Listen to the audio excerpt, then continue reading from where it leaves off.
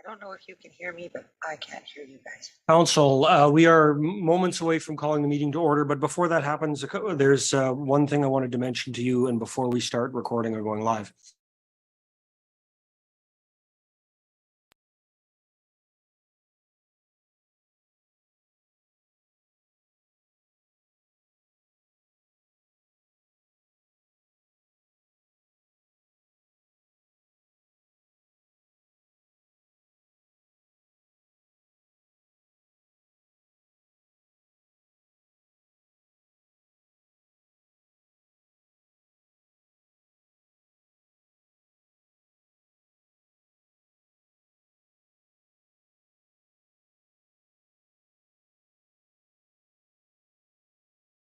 Okay, it is 9:30 and I'd like to call the September 12th meeting of Athabasca County Council to order. The first item of business is the approval of the agenda. Going down the list, items that need to be discussed, item number 2.1, item number 4.1, item number 5.2, 5.6, 6.1, 7.2, 8.1, and all of item 11. Are there others? Councillor Wallach? I'd like to add 5.4 and 7.4, please. 5.4 and 7.4, okay. Other items? Councillor Holland? Thank you. I'd like to add 5.1, 5.1, 5.2. 5.2 is already on, Oh, thank you. Sorry, I didn't circle it. 5.5 5.5 and 3.1 and 3.1, okay. and 10.1H and 10.1S. 10.1H and 10.1S. Yes, thank you. Okay. Other items? So going through the list, Councillor Mins. 5.3, okay. We have item number 2, item number 3, item number 4. It looks like all of item number 5, item number 6, item number 7.2, item 7.4, 8.1, 10.1H, 10.1S, and item number 11. Councillor Chamzik. Can I also 10.U 10.U, and I think we should have a look at 5.6, please. all of 5 is on the agenda. Oh, sorry, my bad. So we just added 10.1U. Is there someone willing to move a motion to Councillor Mins has moved? We approve the agenda as adopted or as amended rather. All those in favor? That item is carried. Councillor Kapitanek, if just to keep with the rules, if you can use the voice vote. Yes. Sorry, I Thank you. put myself off mute. Item number 3.1. Is there an amendment to the minutes? Councillor Holland? Thank you. On page 6 of the minutes or page 10 of the agenda, Council Resolution 23-461. It mentions Collinton Trail, where actually the name should be Athabasca Landing Trail. Please. And the second item also on page 10 of the agenda regarding the snowmobile presentation, it does not mention the request to use Range Road 214 as well. Just in the summary. Right. So to add Range Road 214 in the summary. Thank you very much. That would be to connect Jack So Fish Lake. the amendments then are under resolution 23-461 to change the word Collinton Trail to the Athabasca Landing Trail. And under the notes for the delegation to add Range Road 214 as one of the connections. Any further amendments? Seeing none, Councillor Holland, are you willing to move Councillor Holland has moved the minutes as amended? If there's no further discussion on the question of the adoption of the minutes, all those in favor? Aye. That is carried 9-0. Mr. Reeve, if I Oh, might, I had that at the top of my list and then I just got so excited with the approval of the agenda. thank you. So backing up on my agenda at the very beginning, there's a couple of introductions that we need to make for the directors. Director Chernichen and Director Wilkinson would like to introduce some new teammates, two members to Athabasca University. Do you guys want to come? Athabasca County. There we go.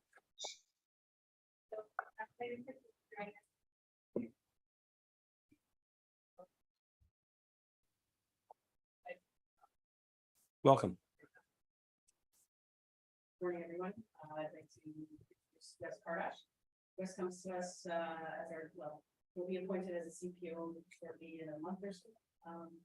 And he comes to us with a vast amount of knowledge and experience and education.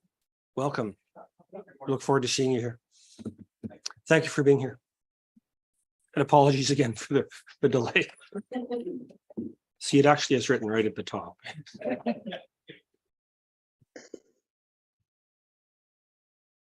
The first item of business is 5.1.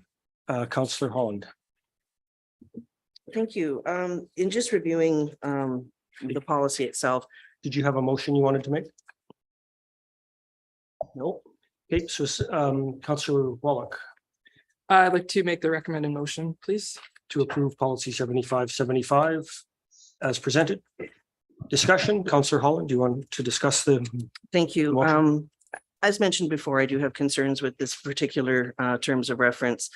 And I noticed that it has exasperated a little bit my concerns. I've exasperated a little bit with regards to the quorum.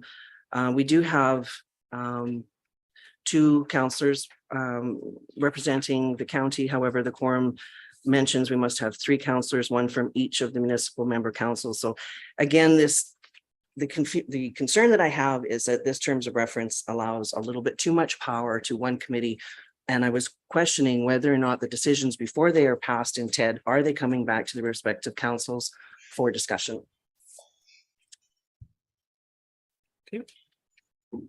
other discussion? Our CAO, do you want to respond? Certainly. With respect to clause number 3.3, and that is the quorum that Councillor Holland has mentioned. Certainly, with three municipalities being members, it would behoove the committee to ensure there's representatives from all three members at minimum at the particular meetings. So that was the reason that the committee had developed the terms of reference and had been previously submitted in that format. With respect to decisions by the Economic Development Committee, within their budget, they would have the authority to make those particular decisions. And I'm trying to find the so under financial, under clause 8.5, the committee is not empowered to enter into any loans, borrowing, leases, rentals, or other financial commitments, but may recommend that one or more of the three partnering municipality councils enter into such agreements. So certainly, I think the committee is acknowledging and sensitive to the fact there is a limit of powers, and the limit is within the budget that's been approved for their operations for the year. So hopefully that addresses those concerns. I appreciate that. However, I know we had discussions, just as an example, with the community transportation policy, that it was a courtesy that was coming back to council. Before we made any decisions, we would come back to council with that discussion. And I don't see that same consideration is being made in this particular policy. We were asked to make that change by the council. The change was made, but I don't see that same courtesy happening. Therefore, I cannot support this particular terms of reference. Other discussion? Seeing none, if you're ready for the question is on the adoption of the motion to adopt the terms of reference 7575 as amended. All those in favor? Aye. Opposed? 1, 2, 3. So we are 6 and 3, and the motion is adopted. Policy number 5.2 relates to policy 6100. Is Councillor Mins, did you want to make a motion? I'd like to make a motion to place policy 6100 on policy and review agenda at the next meeting. Date, I don't know which when the date is, regarding bullets points 12 and 13 for better clarification. So you'd like it on the, sorry, the policy review committee? Okay, I just didn't catch it. Yeah. So the Councilor Mendes has made a motion to refer policy 6100 to the next policy review committee, specifically to discuss bullets number 12 and 12, 12 and 13. 12 and 13. Is there any discussion? Mr. Reeve, See, may I just ask for clarification? So we're talking about point number 12 on page 38 of the agenda, is that correct? I have it as page 44 on my agenda, but I might my page numbers might be. Okay, I just wanted to be absolutely certain here. It's Okay, it's on page 2 of the policy. okay, Oh, page 4, okay. It's okay.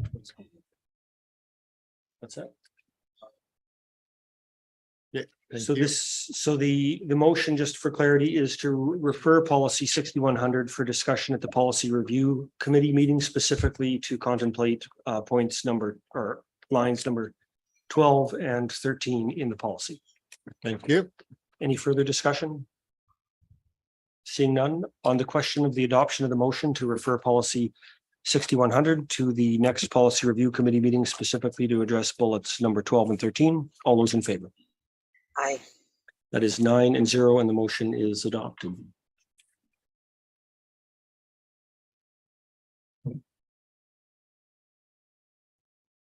The next item of business is 5.3. Councillor Minns, you asked for that to be on the agenda.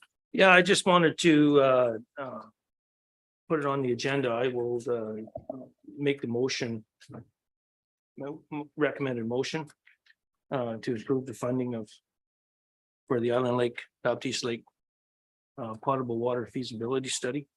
Councillor Minns has moved and the council adopt a motion to approve the funding of $6,737.73 to as the county contribution to the Island Lake and Baptiste Lake potable water feasibility study. Further discussion?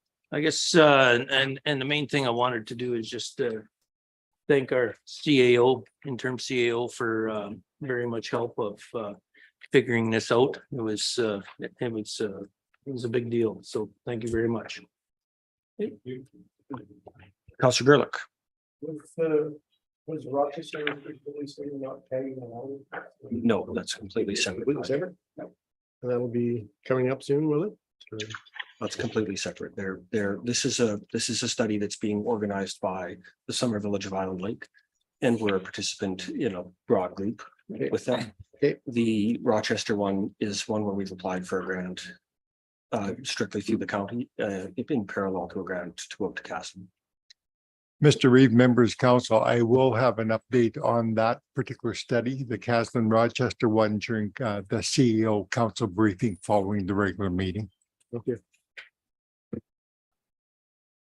There's no further discussion on the question of the adoption of the motion to approve funding of $6,737.73 for the Island and Baptiste Lake potable water feasibility study. All those in favor? Aye. That is 9-0, and the motion is adopted. Councillor Wallach, snowmobile trails, are you prepared to make a motion? I'd like to approve this item with pending approval from pending confirmation from the Alberta Snowmobile Association that they have authorizations from the Alberta Transportation and Economic Corridors to maintain and operate snowmobile trails with provincial 1, 2, and 3 digital highways right of ways. Councillor Wallach has made a motion to approve this item, not this item, to approve the proposed route, subject to approval from Alberta Transportation that the Snowmobile Club has permission to operate in 1, 2, and 3 digit highways. Is that accurate? Okay, discussion. Councillor Holland, your hand is up. Thank you. We've had quite a bit of discussion, which was great at the meeting with regards to this. I cannot support at this time the route that was proposed due to there are several reasons. number one, we have not had a public engagement. Two, there are great concerns with safety, as Alberta Transportation has identified when you are doing ditch riding. You have slope condition issues, you have safety issues with regards to headlights, you have snowmobiles coming up on the road. There has been quite a few studies with regards to that in comparison to several other very excellent trails that are out there on an existing. You will see that they do not follow the highways. They are actually in the wilderness where people would prefer to do their riding. I do not see that this would be a benefit at all to the county. I see it as being a huge liability. I see that there is a much more areas that we should be looking at. As I mentioned in our tri-council meeting with the report that was given, when we look at public land and creating trails on public land, we look at the Trails Act. And the Trails Act is very specific as to who then on public land would have the authority to maintain the trail, designate the trail, which removes the liability from the county. And I see that this route through county ditches is not only short-sighted, but there is a larger picture that we should be looking at. And Alberta Transportation Traffic Act is very clear with regards to the prohibits snowmobile trails in the highway ditches. And I cannot support prohibited activity coming into, the only way to get into our county is through prohibited activity. So I cannot support that motion. I do support that we, of course, get authorization from Alberta Transportation, but I believe that our county would be doing a disservice by not looking into the bigger picture and creating an actual world-class trail. Councillor Cromwell, you're on deck. Thank you. When we initially spoke about this, I was concerned about the possible high numbers of people coming into the counties. It's a new part of trail that they're telling us is going to be very popular. And I still believe that the adjacent landowners need to be consulted and spoken to before this can go through. On top of that, I'm concerned, and I regret that I didn't have a chance to bring it up, that I didn't think of it in time, that I have at no point heard any consultation with AHS, local RCMP detachments, even our local emergency services, and what extra burden this could put if we get that huge influx of recreational vehicles coming in during the winter time. And if these trails are as busy as they're talking about, what that will do for local emergency services and the people whose properties will be affected by that noise. Our OHV bylaw, I believe, is 8 a.m. to 10 p.m. I had it there the other day when we spoke, something around that. But regardless, I believe we're rushing into this a little too quick, and our residents need to be consulted before we directly impact how they choose to live and where they choose to live. I see you, but we're going to go around. Other comments?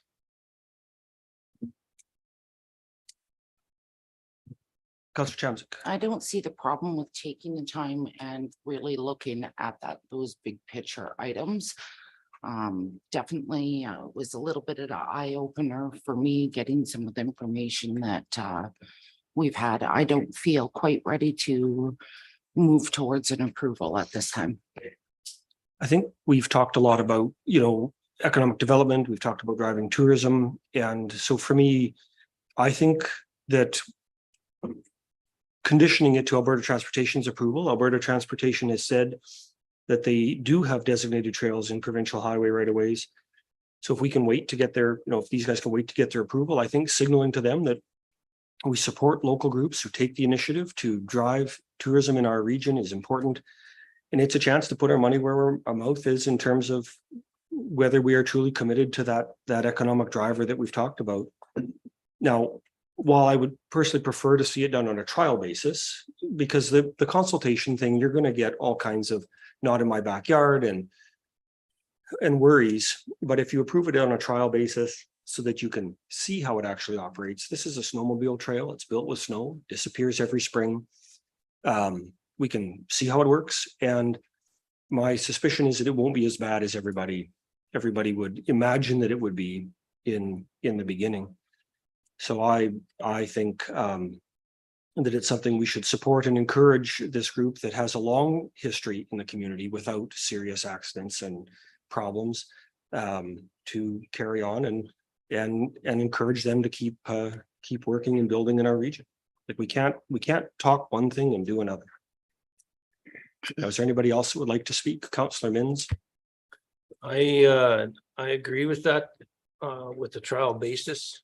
I still think that we could, ourselves or the group could put on a open forum and talk to people about it.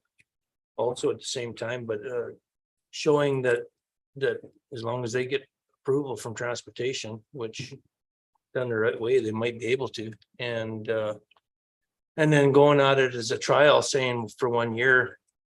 I don't know how a trial would work with them, just due to the fact that there would have to be signage and all this other stuff put up. So that might be a little tricky for them to figure out, but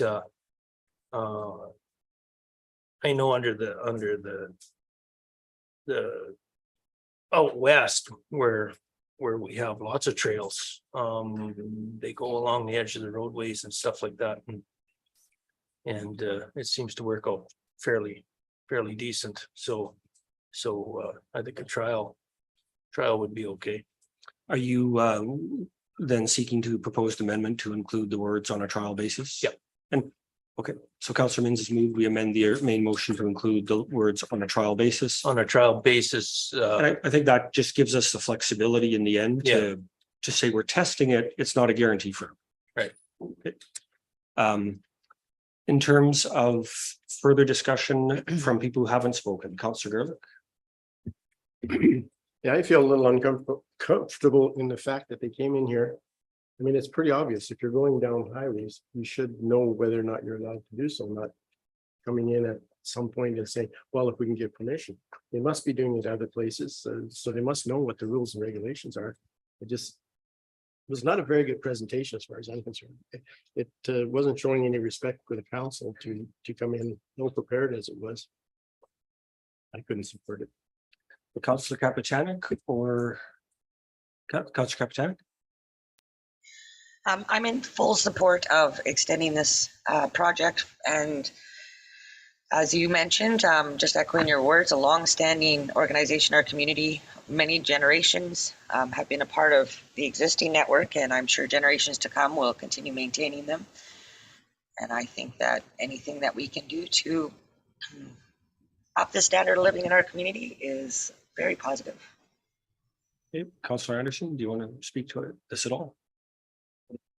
I really applaud community groups who take the initiative to try and build new developments within our community and to help create those kind of recreational opportunities for our residents and for those who choose to visit our region. And for that reason, and due to the reputation of this community group, I'm in favor of allowing this to go forward and seeing what they can do.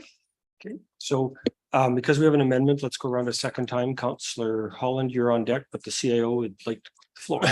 Mr. Reeve, members of council, thanks to the research that was done by Councillor Holland, we have located the document that identifies the process by which municipalities, groups, or any particular individual may apply to Alberta Transportation for approval of snowmobile trails along numbered highways. It was a very interesting document. I'm trying to recall what the name of it is, but I don't have The document is referred to as Trails in Alberta Highway Right-of-Way Policy Guidelines and Standards. So certainly we are aware that the Alberta Snowmobile Association has followed this process previously, and other parts of the province, they would have to follow a similar process in this particular case. And if it was to come through Athabasca County, we would respectfully suggest that we would follow the same process, procedures, and guidelines that the province has in place, because you don't need to reinvent the wheel. So just wanted to add that additional information for your knowledge and benefit. Thank you. Okay, so final loop through, and principally, the amendment has been made to include this as a trial. Councillor Holland, you're on deck. Thank you. I appreciate your words. Thank you. The document that you are referring to, though, we also, as noted in the report that I made, has been on the website that the publication is on, has been archived. And therefore, the Traffic Act is much newer. That document is 2015. The Traffic Act is 2023. So that's where and it was mentioned in the report as well, that that document is either outdated or changes have been made to it. And the document also specifies, that particular outdated document specifies that municipalities would be the ownership and the liability would fall in the municipality. The municipality would also fall to the maintenance, creation, et cetera, and which really creates difficulties. For me, in a municipality, when we have, as mentioned in the report, public land that goes from Jackfish Lake all the way to grassland, we refer to economic development. The economic development going from Highway 663 to Highway 827 is nil in the county. That economic development does not benefit the county. It may benefit our neighboring municipalities, but it does not benefit us. It creates more liability. Whereas if we actually looked at going through the public land, which could take you to grassland, take you to Wandering River, we are now incorporating true economic development for our hamlets. So I'm confused as to where the economic development aspect falls. We also have not mentioned the feasibility study that Lac La Biche is currently doing. And they are looking to expand from Smoky Lake up to Lac La Biche, through to Athabasca, through to Fort McMurray. And without taking that time, which they mentioned would be available to us in the end of December, without taking that time to properly look at and plan, I'm finding, as once again, I cannot support a trial. We don't have a timeline on that trial. Is that something that is going to be discussed? And again, even a trial without discussing this with the public, who this impacts severely, I think is extremely disappointed. And I would be extremely disappointed personally that we don't look at the bigger picture here and see that there are way better ways to do this. We're listening to the presentation where these fellows know, I mean, they might be doing great grooming out there and whatnot, but like they said, well, nobody said anything. So is that how we as council decide that that's how we're going to promote activity here, as we know it's prohibited, but nobody says anything. So we're just going to go ahead. I think we need to hold ourselves to a higher standard than that. And I would be extremely disappointed to see that this council chooses not to look at the opportunities that we have here with the least amount of liability to us. Councillor Cromwell, the floor is yours. And again, please, sticking to the bylaw, let's keep our comments to things we haven't already said. That's fine. I have an amendment that I have prepared. Okay. The amendment is once consultation with affected residents, local emergency services, including local fire departments, Alberta Health Services, and local RCMP detachments are completed. Can you say it again slower? Once consultation is done with affected residents, local emergency services, including local fire departments, Alberta Health Services, and local RCMP is complete. So I would like to make sure that those affected ratepayers actually have a voice, that we speak to our emergency services, and that we are taking the time to go through this appropriately. That amendment would then work with on a trial basis, that would then work with approval pending approval from Alberta Transportation. And that comes right back down to our strat plan and being transparent and making sure we're doing things correctly. Okay, so Councillor Cromwell has made an amendment to add the words once consultation with affected residents with local emergency services, including fire departments, AHS, and RCMP is complete. Councillor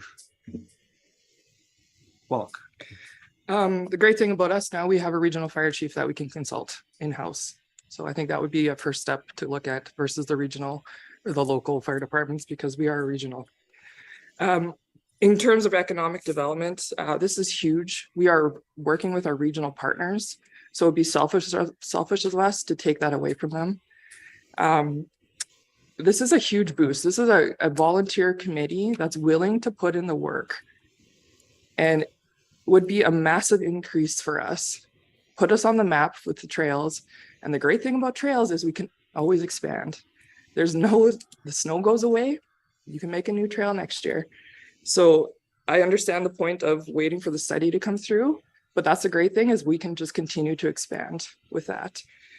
So holding up this for the year, I think would not be beneficial to anybody. We have an opportunity here with a group that is willing to do the work. Let's take it and let them run with it. In speaking with people that live on that road, people are happy about it. They would be more than happy to have that go through their place. So, I see you, but we're. yeah. So that's all I got to say.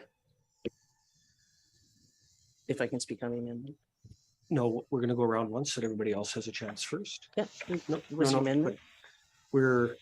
You've been twice already, Councillor Holland. Everybody else will get that opportunity first, and then we'll come back to that. Oh, I'm sorry. I thought that with the amendment, we would start that count over again. Well, if you want to start at 0, but I'm going around one more time. So go ahead, the floor is yours. Thank you. I appreciate the amendment. I have done a little bit of preliminary work there as well with regards to consulting affected people along the trail, and no, they are not in support. They weren't in support in 2020 when this came forward, and this isn't a connection. There is no designated trail between Athabasca and West Baptiste, and there is no designated trail between Athabasca and Jackfish Lake. Therefore, there is no connection at all. There would be no connection to get to Boyle. There is no connection from Baptiste Lake back, like I mentioned, to Athabasca. So therefore, this isn't a completion of a trail. And the work that you're referring to has already been done by the county in our right of ways. Therefore, I see this as a very easy way out rather than looking at the big picture and giving us what we deserve, and then what our riders here deserve, and what our public who come to this community deserve is a world-class trail. And that's not through the ditches in a farming community with the two heaviest traveled routes in that particular area, 204 and Paxson. I am so miffed to hear our economic development committee speak that this is something that is a benefit to our community when it would not be, not in this form. Other comments? Councillor Kapchanik, you were on deck. You're on the floor, rather. I'll make a quick comment that I won't support the second amendment because I feel it's redundant. If we support the first amendment to do this on a trial basis and the community speaks out and or we feel a need to put time and effort and admin into all the public consultations that are listed, that can be done because it's on a trial basis. So I don't feel like tying up the first amendment to this motion with the second is productive or efficient. Thank you. Other comments? Councillor Mins, Councillor Chamzik. Councillor Mins. I guess this community group runs a very good show. They've increased their membership to like 275 riders and that, and I know even around home out west there was a little bit of pushback when that was a long time ago. There was a little bit of pushback when they first started, and because people didn't know what was going to happen, and it's turned out to be a very viable trail system, and not all the way through there. And I think that's why I'm suggesting again, my amendment on a trial basis, we could go a year, we could go 2 years. And try it and see what happens. If I think you'll find people will be more than accommodating. And that, so the people that are going to be coming through, going from Boyle to Athabasca or Athabasca to Boyle are going to be travelers. They're not going to be ones that want to take off through fields and stuff like that. And the ones that are going to start taking off through fields and stuff like that are going to be your locals there anyway. So my point of view. So it's and they know where they're going. So I think I'm all in favor of. They still have to get through to transportation before they can get to our jurisdiction. They have to get down the highway. So we'll see what happens there. Further comments from someone who hasn't spoken? Councillor Gerlich. Yeah, this is just something that just came up with very short notice without really any basic planning. And I don't know what the rush is, why it would have to proceed for this year, why they would not try and get their ducks in a row and look at other options. Because on the one road, they said there's 2 or 3 places where they're going to have to cross to the other side because the ditch isn't adequate. So they're going to be crossing, then crossing back, then crossing in 2 or 3 places. Like, to me, this is just, why could it not wait another year and get things actually figured out and find out from people how they feel about it? And whether, like, it's not like this is never going to happen. Maybe just shouldn't happen this year. Maybe we should get our ducks in a row here first before we give approval, without even talking to the people that are affected out there. I think it's irresponsible. Councillor Cromwell. Thank you very much. It is our duty to consult those ratepayers who we are here to represent. It is our duty to ensure that the public have a voice. Now, a small delay, if that is what happens, that is what happens. There's no offense to that club. I take Councillor Mims at his word that they are a good club. They run a good trail. It is, however, our duty to check with that person. We've said in this room how many times, well, it's not my backyard. No, it's not your front yard. To have the respect to approach those ratepayers and go, hey, this is what we're looking at doing. These are the questions you have. Here are your answers already for you. To reach out to our local RCMP detachment, to our local volunteer fire departments.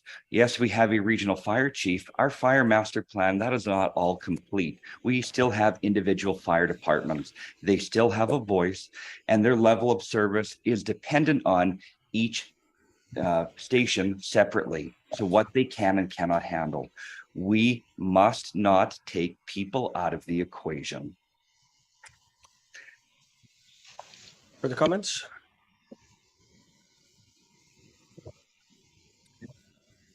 When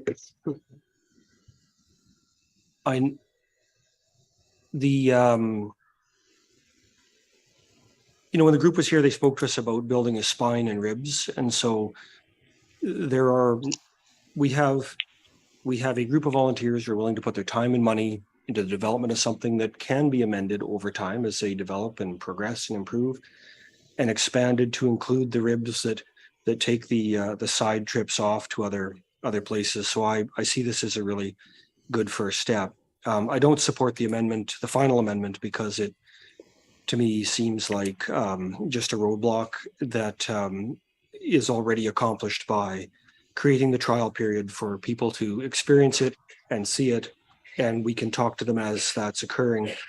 We're elected to make decisions, and we don't consult on every last decision.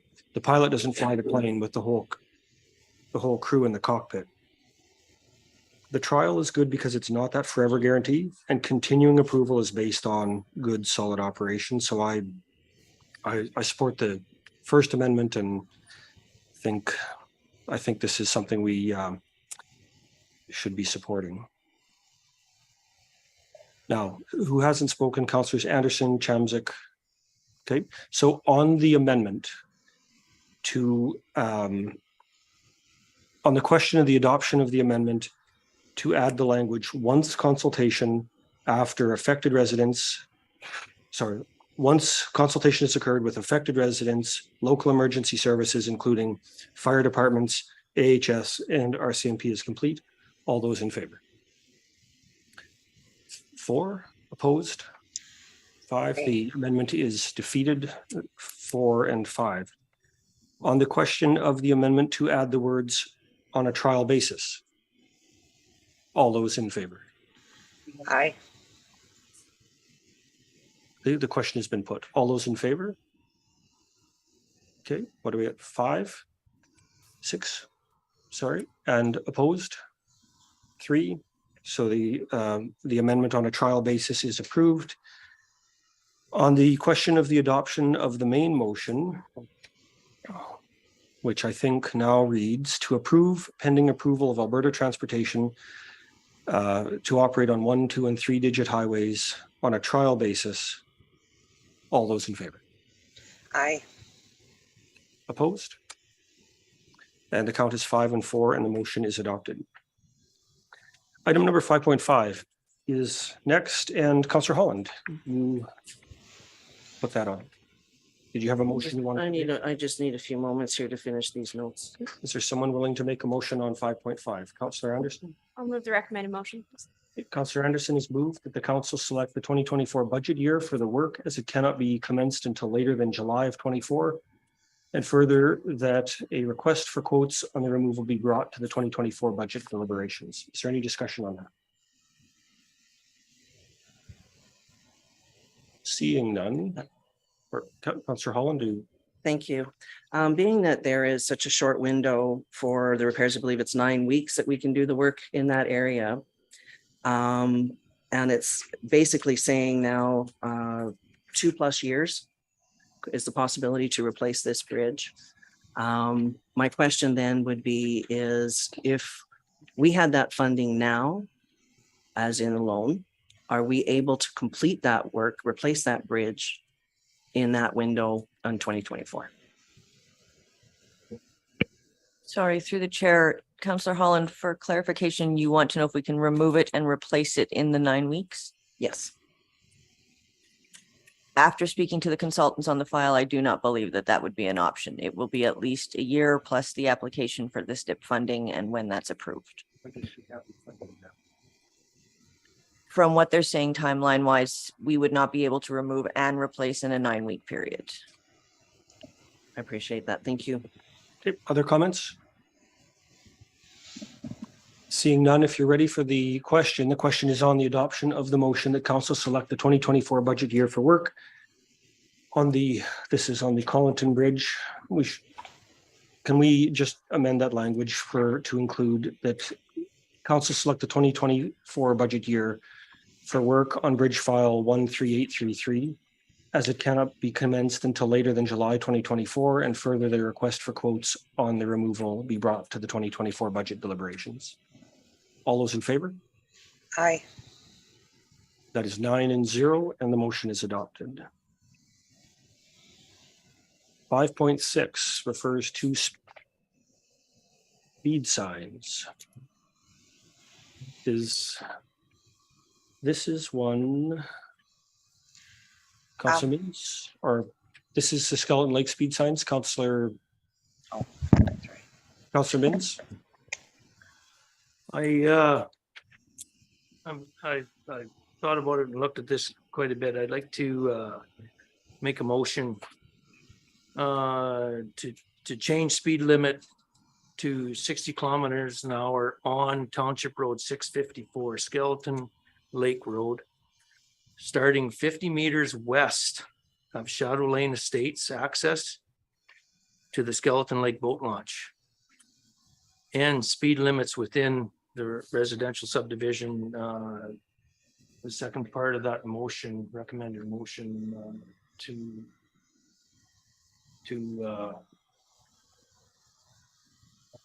that the speed limits within the residential subdivision of Shadow Lane Estates, Sunset Villas, Paradise Valley, Perch Cove Estates, and Katie's Cove be set at 40 kilometers per hour.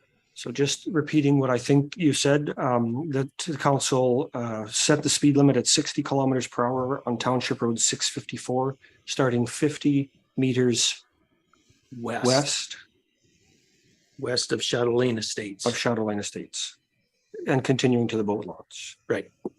Correct. Okay, Councilor Mins has moved that council set the speed limit at 60 kilometers per hour on Township Road 6654, starting 50 meters west of Shadow Lane Estates and continuing to the boat launch. And further, that the speed limits within the residential subdivision of Shadow Lane Estates, Sunset Villa, Paradise Valley, Perch Cove Estates, Katie's Cove be set at 40 kilometers per hour. Is that accurate? You betcha. Motion, Councillor Chamzik. Floor is yours. I just think that the decision of the prior motion was made a little bit too fast. Maybe I was a little bit gumptuous.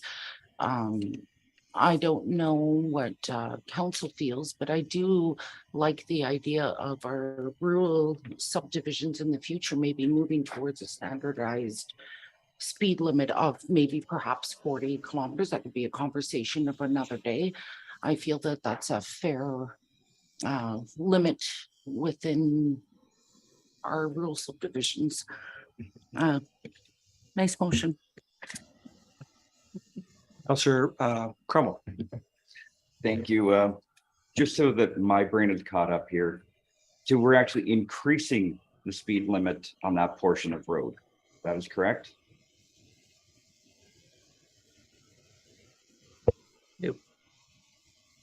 With the old motion, initially that speed limit on there was 80 kilometers an hour.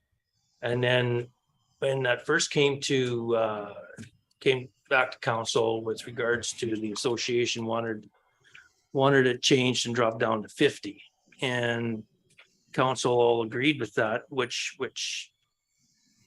after sitting there thinking about it myself, I remember another road close to this, close to Athabasca, that the same thing happened and was derated down to 50 kilometers an hour, where there was hardly anybody living, and it was a long stretch to do 50K.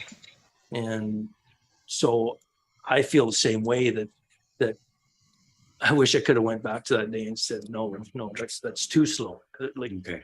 you know, and so. Okay. I'm going to let you just restrict you to answering the question only, and then we'll. Okay. Thank you. Other comments? Councillor Ehrlich, are you waving or cracking your knuckles? Okay, Councillor Holland, your hand. Thank you. So this stretch that is currently at 50 is a mile and a half, and when going down to the 50, was that knock off a half a mile or so? Or going to a quarter of a mile? So it's, I guess my question is, in comparison to other rural subdivisions that I'm seeing, the speed zones are 50. For example, through Century Estates, the main road is 50. I'm confused as to why 60 is a request. Other comments? I was hoping, Well, he's made the motion, you've opposed it. I don't think we want to get into a back and forth debate over the that's not been our standard, to debate each other beside each other at the. it's not a debate, it's just to ask the reason why the 60 is Councillor Mins, beneficial. they spoke to that earlier, but CIO. Mr. Reeve, member council, staff have done a traffic count in that area, and it's fairly significant in the amount of traffic. When the original motion was made back in June, and we reduced the speed limit from 80 to 50, we have incurred nothing but problems. As you see in the report, signs have been removed numerous times. It's cost us a lot of money. And I've received a number of phone calls from residents in the area. So certainly administration supports increasing it from the 50 to 60. I think that will satisfy those people who are removing the signs illegally, as well as those people have phoned to comment that the 50 was a little bit too slow. And certainly the direction that council is taking at this time, I think addresses all those particular issues. So thank you. Counselor Holland, the floor is still yours if you want to. Thank you. follow-up. So I guess my, more than anything is, there's all this conversation that's taking place is that we have standards in our subdivision, standards in our hamlets. So I just wonder at what point do we move towards, all subdivisions and their thoroughfares are 50, or are they now all going to change to 60? So I guess I understand that this has been a contentious issue in that environment out there.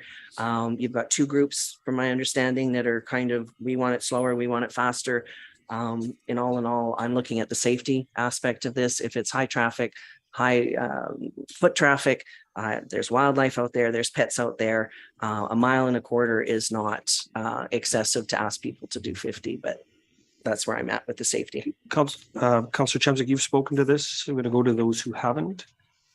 Counselor Kapitanek, Gerlich. No. Counselor Anderson. I share the views of some of my colleagues here that, in hindsight, it seems we might have not had quite enough information when we made the first resolution. And I have some reluctance to, making changes when it feels like we're being bullied by criminals. But I have respect for the fact that there's been a lot of feedback from local residents, and acknowledging that I don't, in hindsight, feel like I had the information I would want today to make that same decision. I support the proposed motion at 60, and road safety in my mind should be based on road speed should be based on road design and the safety that comes from that, not based on a one size fits all. And so I think we can't have a single circumstance that applies to all designs. Okay, in terms of is anybody not spoken that wants to? On the question of the adoption of the motion, we're going to go around once and keep moving. On the question of the adoption of the motion to set the speeds to 60 kilometers an hour on Township Road 654, starting 50 meters west of Shadow Lane Estates and continuing through to the boat launch.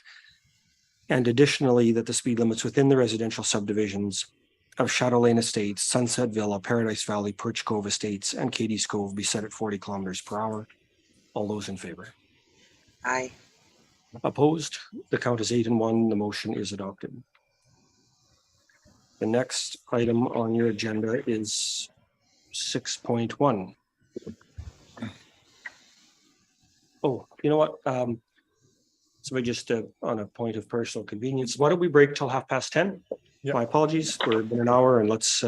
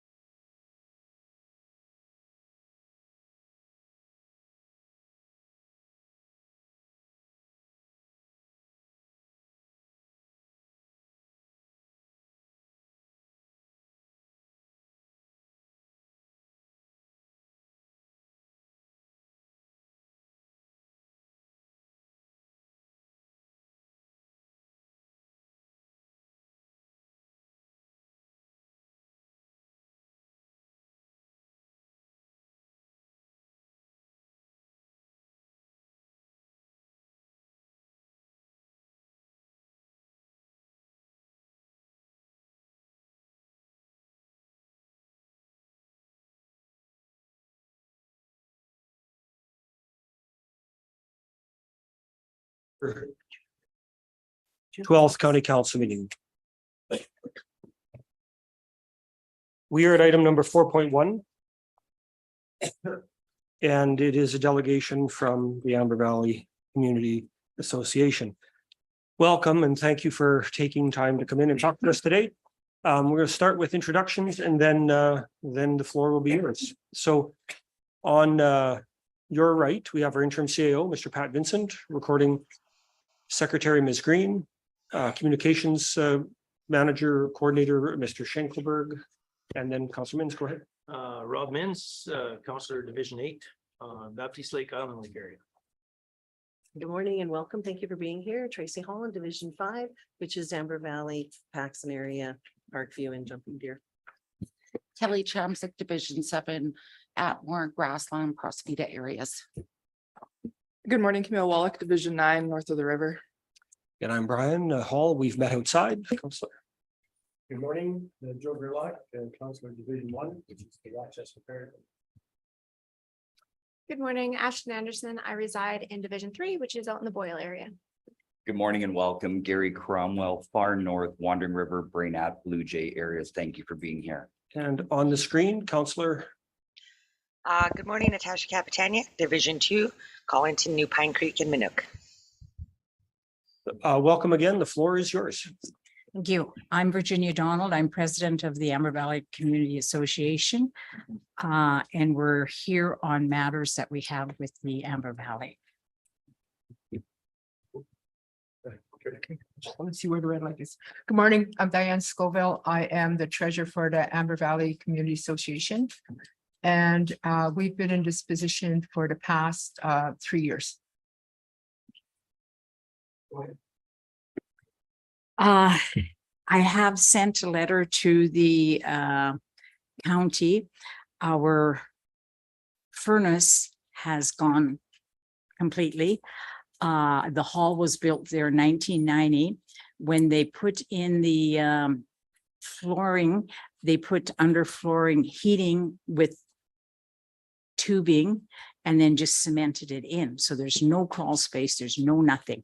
That has worn out and the tubing is all cracked and is no good anymore. Also with our water, I think that might have a lot to do with some of the stuff. It is so much iron in there that it's breaking down our toilets, our sinks, or that. But we did finally got funding coming to put in a cistern and to redo the water pipes there. But for our furnace, we have nothing. As of soon as it gets cold here, we would have to shut down or something. I don't know. We could not get any grant. We had a lady from town here sent in for a grant from the government and they refused it. So I thought, you know what, let's just try the county, see if they could help us out somehow. And so we have heat there and we've been not active for the time through the COVID. So this is why the funding's not there, because we missed 3 years of going to the casinos, which that's most of our funding, and our monthly jams that we had to shut them down. So we have started up when it was able to open, but the crowd is not there like it used to be yet. I think people are still afraid or something that they're not out there. So in order to keep our hall active, the reason we want to keep it active is because we have the museum. And I think it's important to have the Black history shown and known what has been happened in the past and keep that history going. So this is why I stood up to take the president's place, because there was nobody wanting to take it. And I think that's important to have that history going in the county. And I'll turn it over to Diane. Okay, thank you for meeting with us today. And like Virginia said, like since I've been involved with the Amber Valley Hall, it's quite active. And we do a lot of different programs through that hall. We have different fundings coming in, but it's from different programs that we have to spend the funding according to how the government has it structured. So we use the hall for that purpose.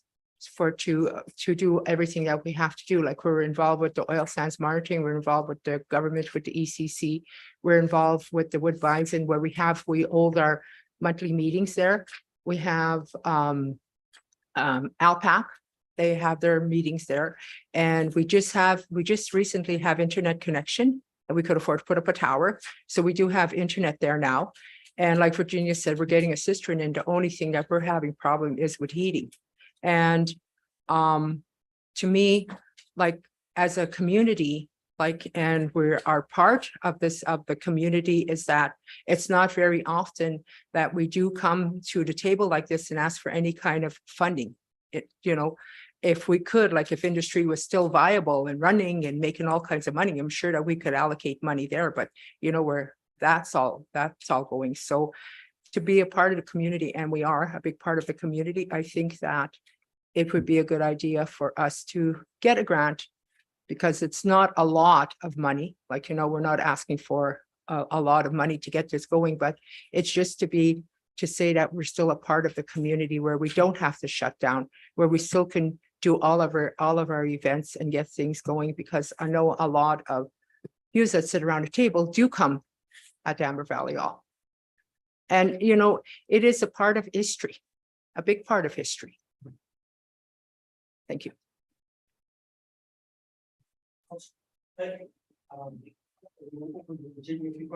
Sure.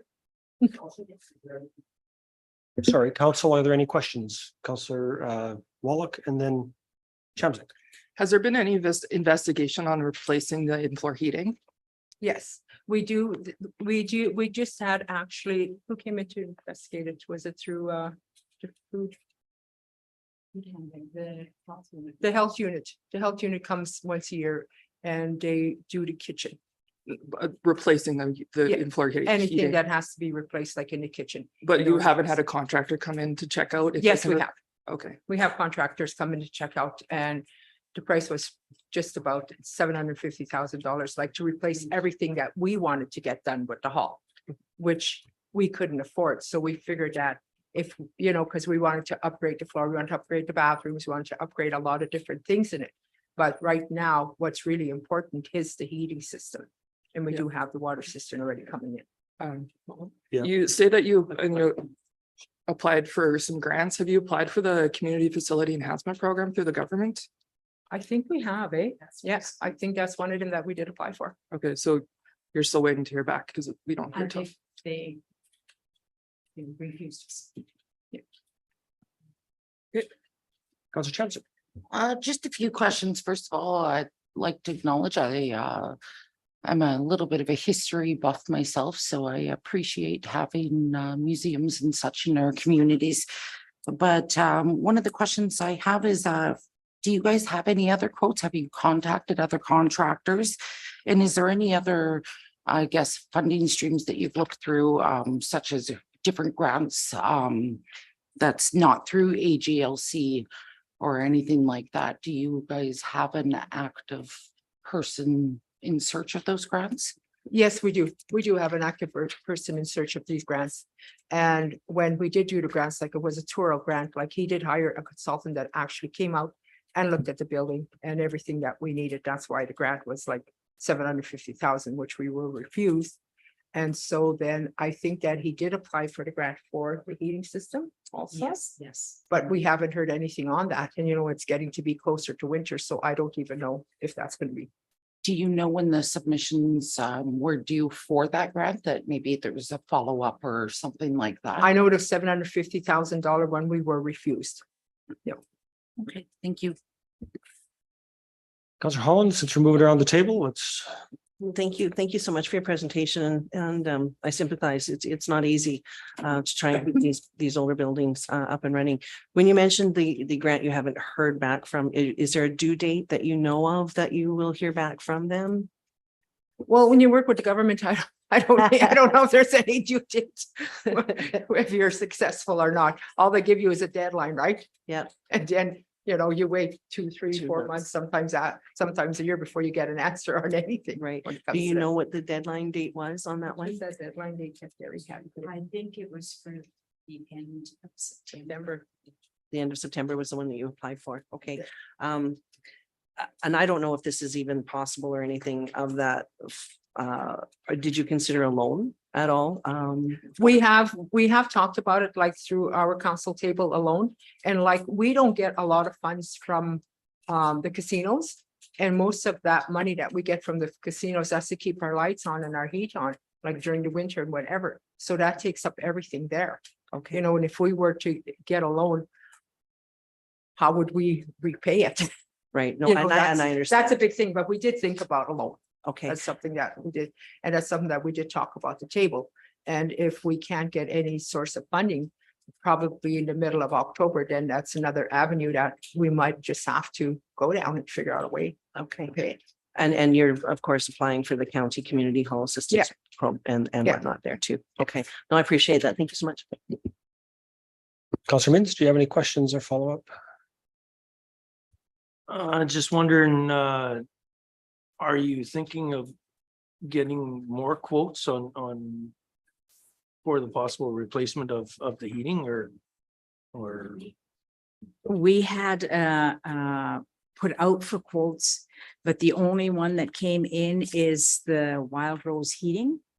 And other than that, there was no quotes to replace it because it's a boiler system. And I think people don't want to. I don't know, they said with the boiler system, it's not really so it all have to be removed and all that. And so the quotes were out there. There was feed work out and no answers back.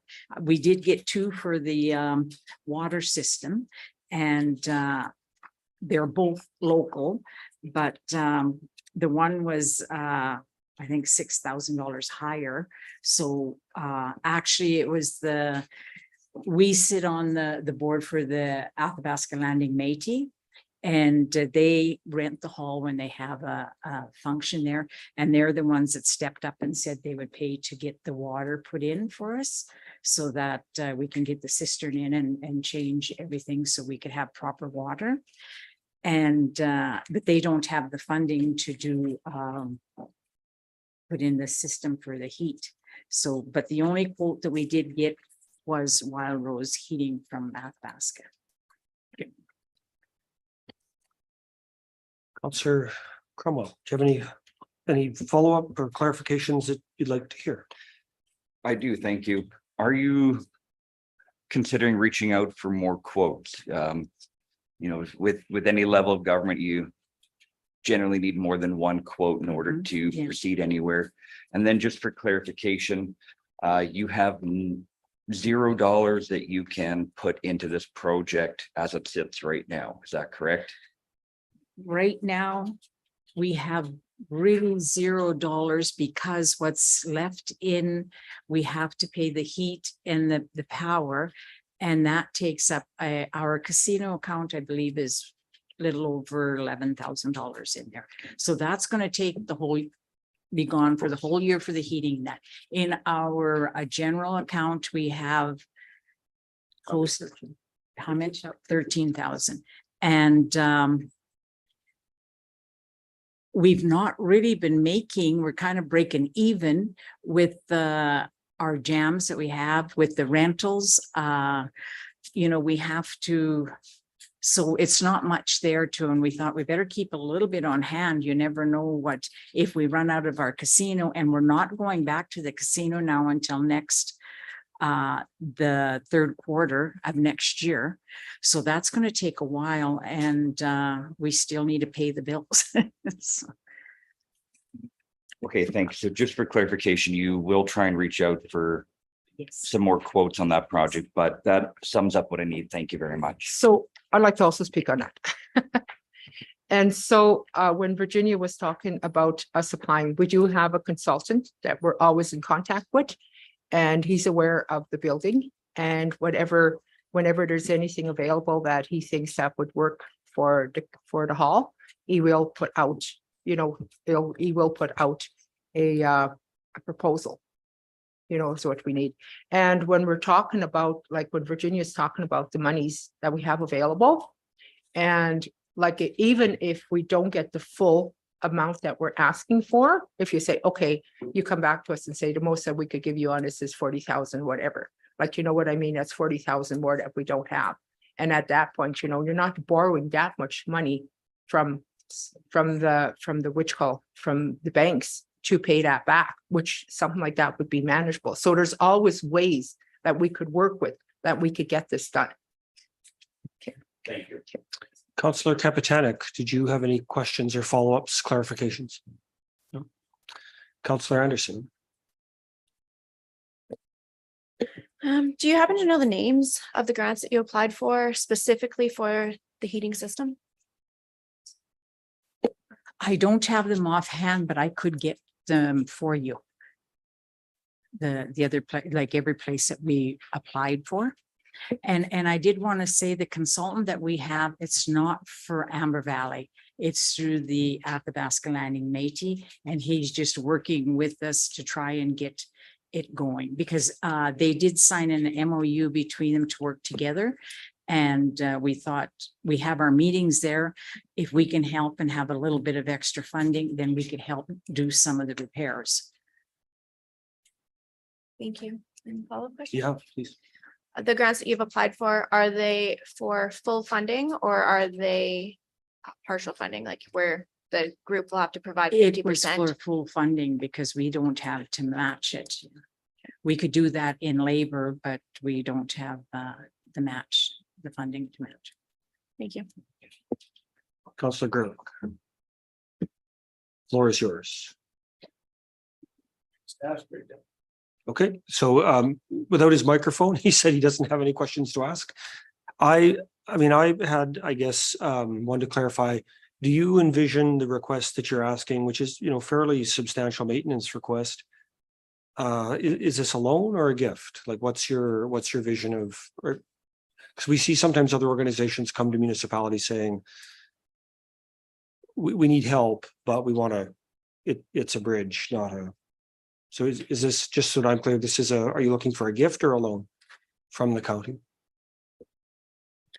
I would think it would be a gift. Like, I'm not too sure. I'm not too familiar. Don't keep up with the county, but I know that like every year there's a certain amount of money that you guys do allocate out to the communities. Yep. And there's certain grants that people can apply for through them, the different organizations.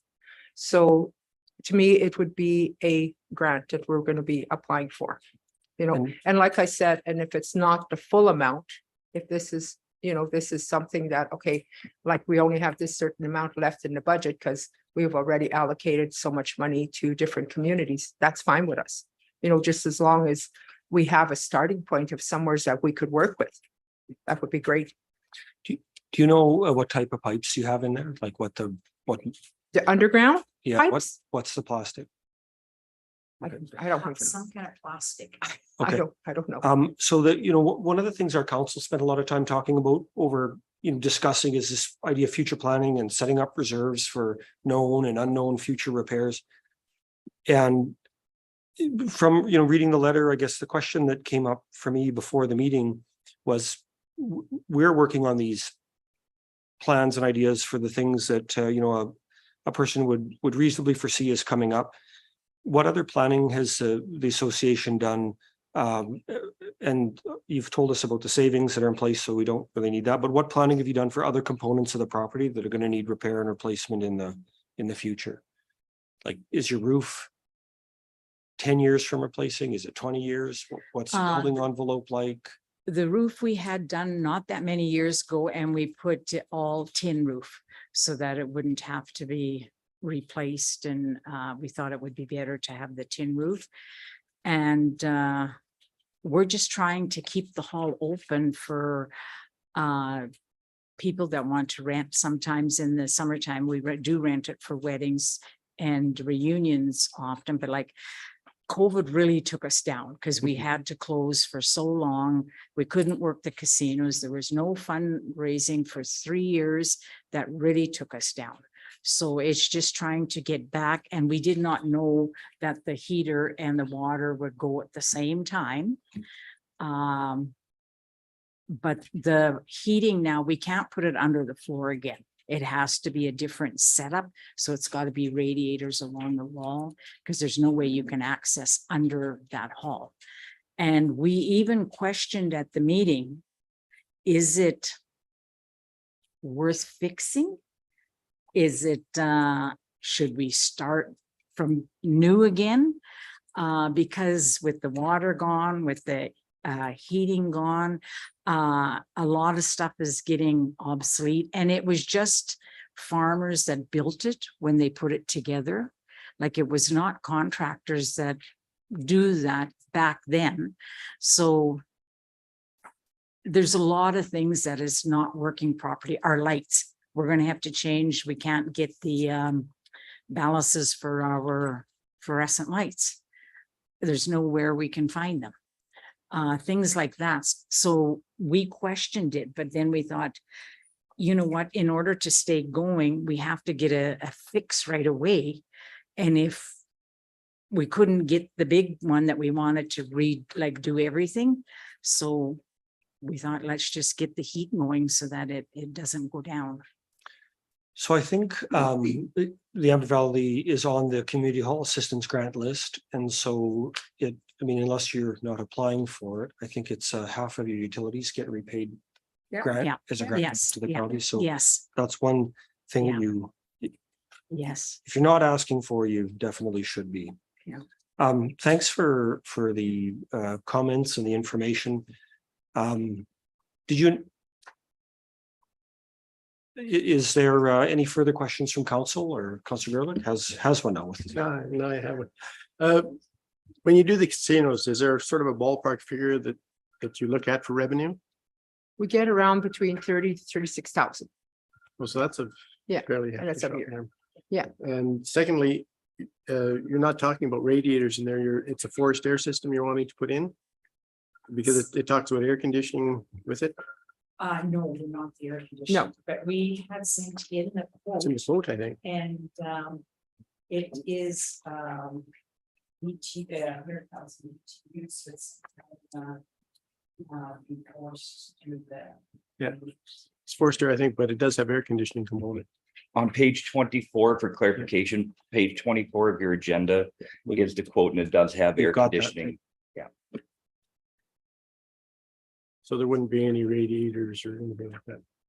It's air conditioning. Yeah.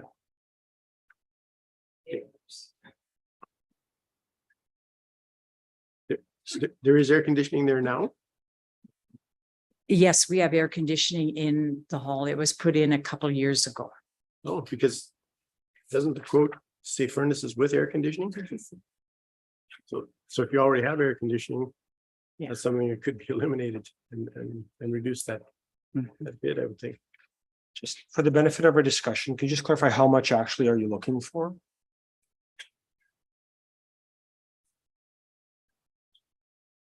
The quote is just Enough to- $380,000. Yeah. Yes. just under 80.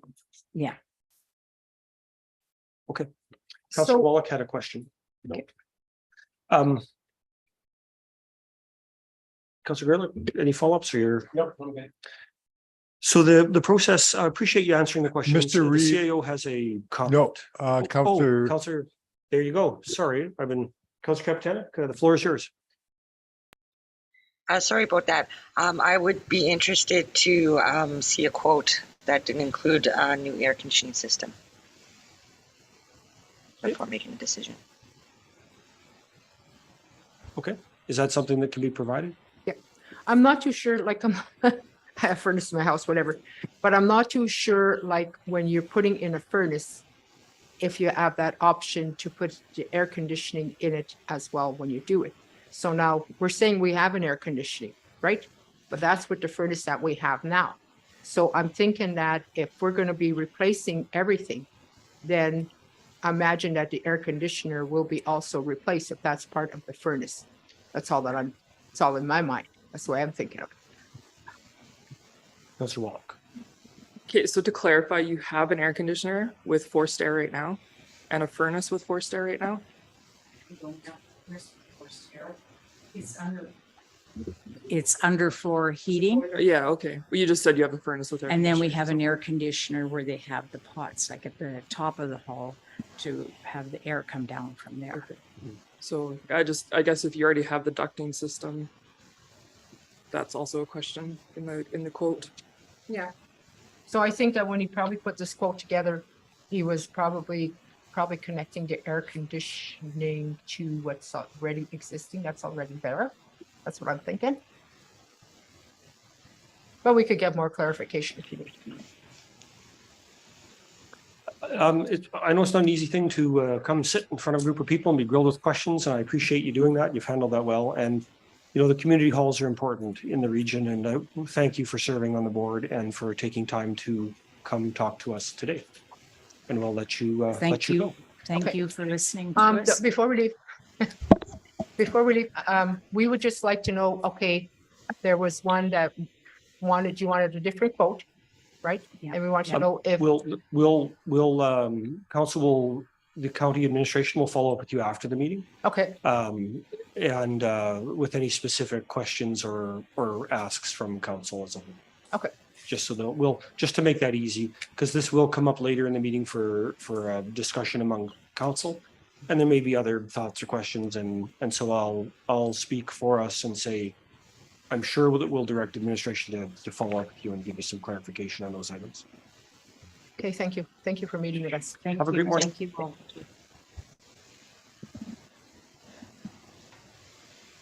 The next item on your agenda is on page 77, and it is item number 6.1.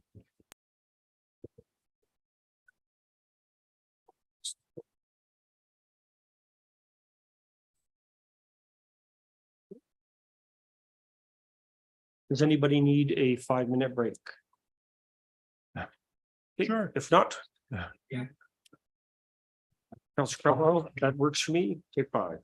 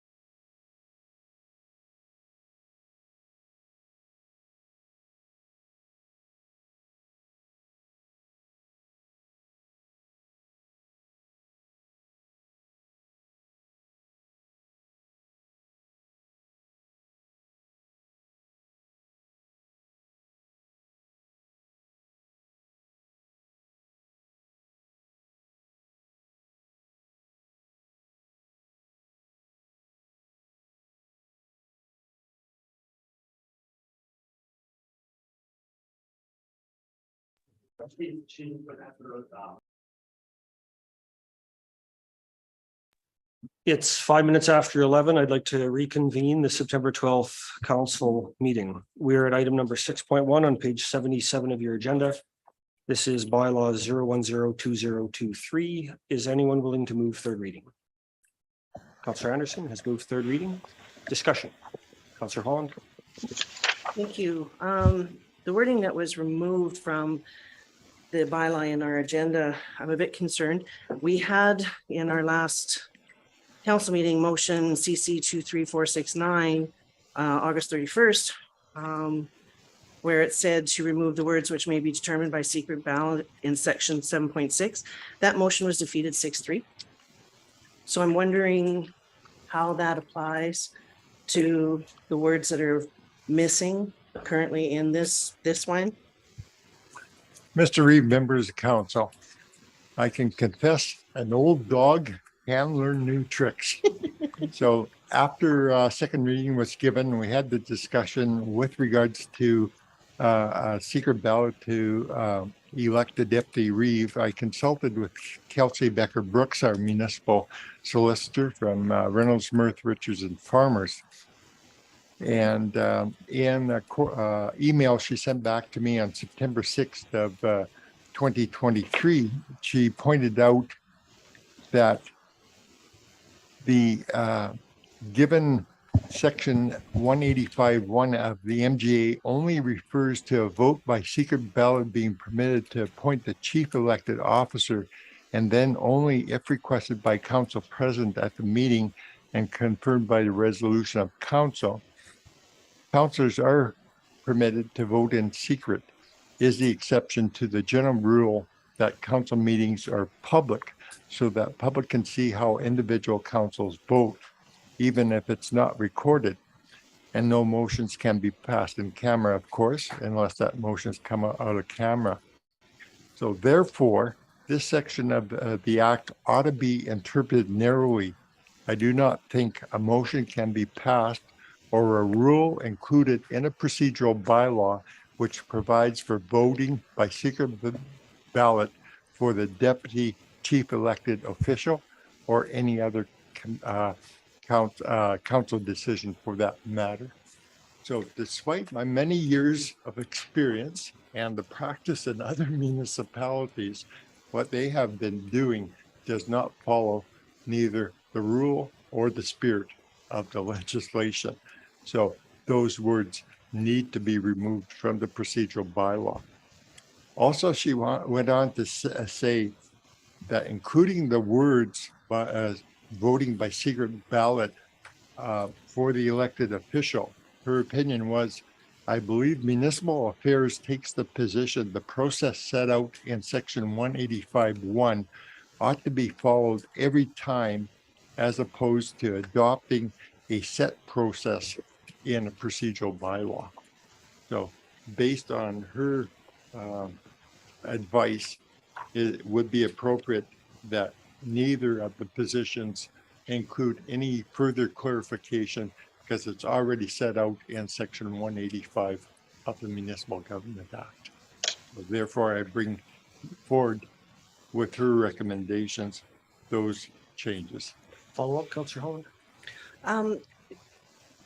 I'm still, I guess, trying to get my head, that's a lot of information, just trying to get my head wrapped around it, because I did notice that the establishment and functions in section 145 of council committees and other bodies, the council may pass bylaws in relation to those. So I'm assuming when we're creating a body, would a deputy reeve be considered as a body? That is the interpretation that the solicitor has given us. That she said, I do not think a motion can be passed or a rule included in the procedural bylaw that provides for voting by secret ballot for the deputy chief elected official. So I believe that it'd be her interpretation that that would be the case. Okay, so we can leave those words in? No, we can't. You can't pass a bylaw that's contrary to the MG. But the MGA only refers to the chief elected official, not the deputy chief. That is correct. That's the narrow interpretation, whereas other municipalities have unilaterally and on their own, maybe without legal counsel's acknowledgement or approval, have done so by practice, but they are acting outside the scope of their legal jurisdiction. Okay. And I've talked to some of my colleagues where I practiced before and brought that to their attention as well. So Awesome. Thanks, you guys, because it's as been decades. I said, an since- old dog can still learn new tricks. Okay, thank you. I appreciate that information. Any further discussion on the third reading of the bylaw as amended? Seeing none, if you're ready for the question is on the adoption of third reading of bylaw 0102023, third and final reading as amended. All those in favor? Aye.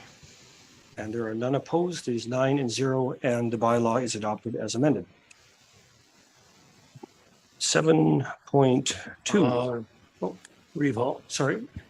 Just wondering if we could have a reconsideration on the amended motion with the trails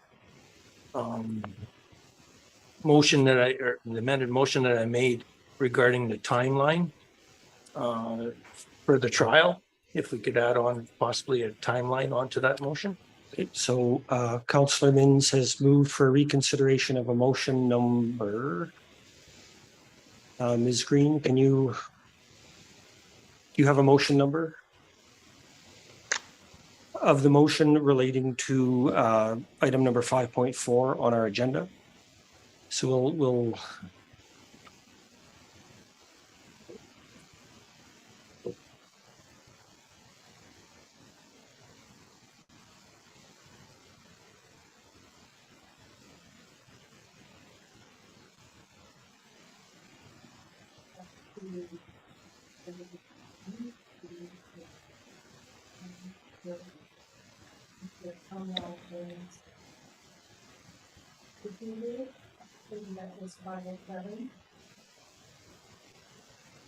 and on the one after that.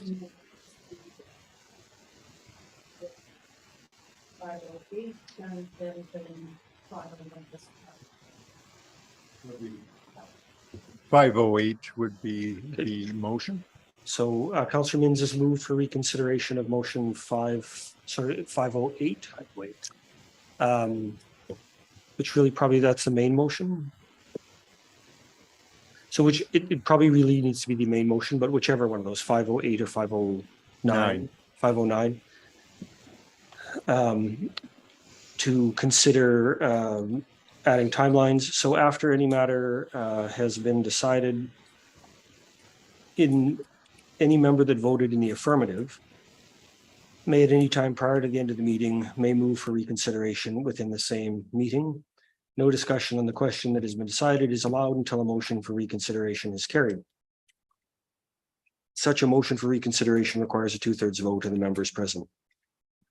So on the question of the adoption of the motion for reconsideration of the motion related to item 5.4, which we think is number 509. All those in favor? 5 opposed. The motion is defeated and we will not reconsider. On to item 7.2, speed signs. That's page number 92 of your agenda.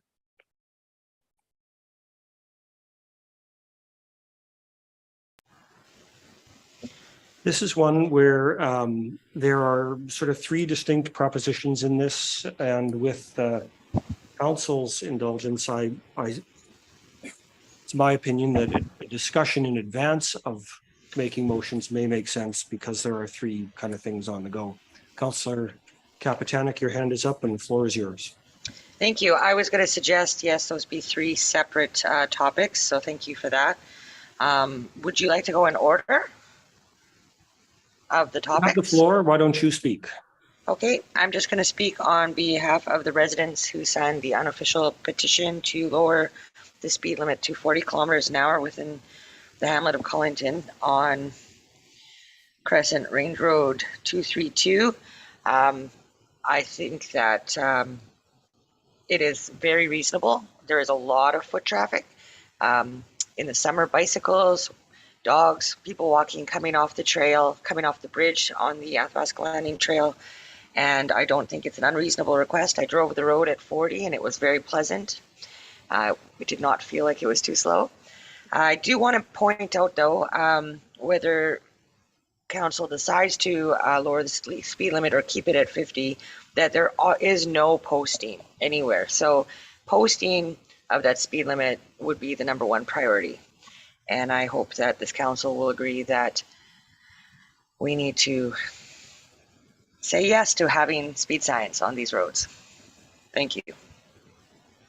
Okay, so shall we just do a quick loop on the segment that relates to Collinton first? Any other comments on that? Councillor Anderson. Thanks. If we are to lower the speed limit on Range Road 232, would it also make sense to have the same speed limit posted for McNabb Road at the same time, being that those are that similar kind of area, and just to keep it more uniform throughout that specific area? And I think would it's be my actually proposal. 223, not 232. Yeah, sorry. I'm reading the sheet, but yes, it's. I think there's just for everybody, I think there's an error on the first bullet of the discussion. It should be road 223, not 232. Yeah. Sorry, Dr. Mr. Williams? Chair and Council, I apologize. I wanted to give respect for the person who dropped the petition off and had written the Range Road number on it, and that's why we provided the map as well. So It's all good. Councillor Mins, were you waving, or Councillor Chan? No. Anybody else want to? Okay. So we can, Councillor Holland. Sorry, No, I apologize. So just for clarity, 232 is where? This one right here. Well, 232 is somewhere far away. Is what?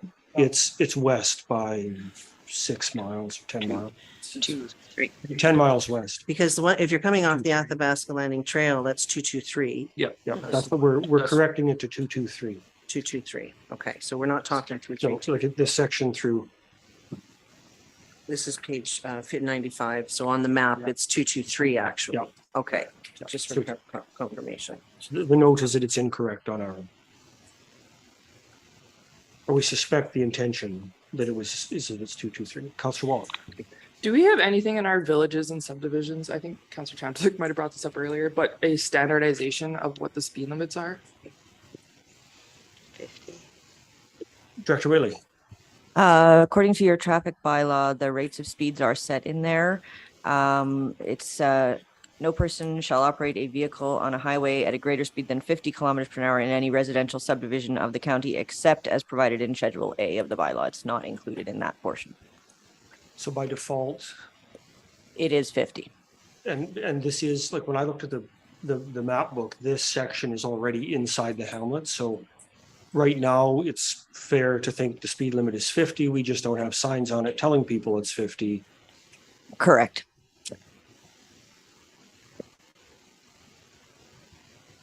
Any further discussion?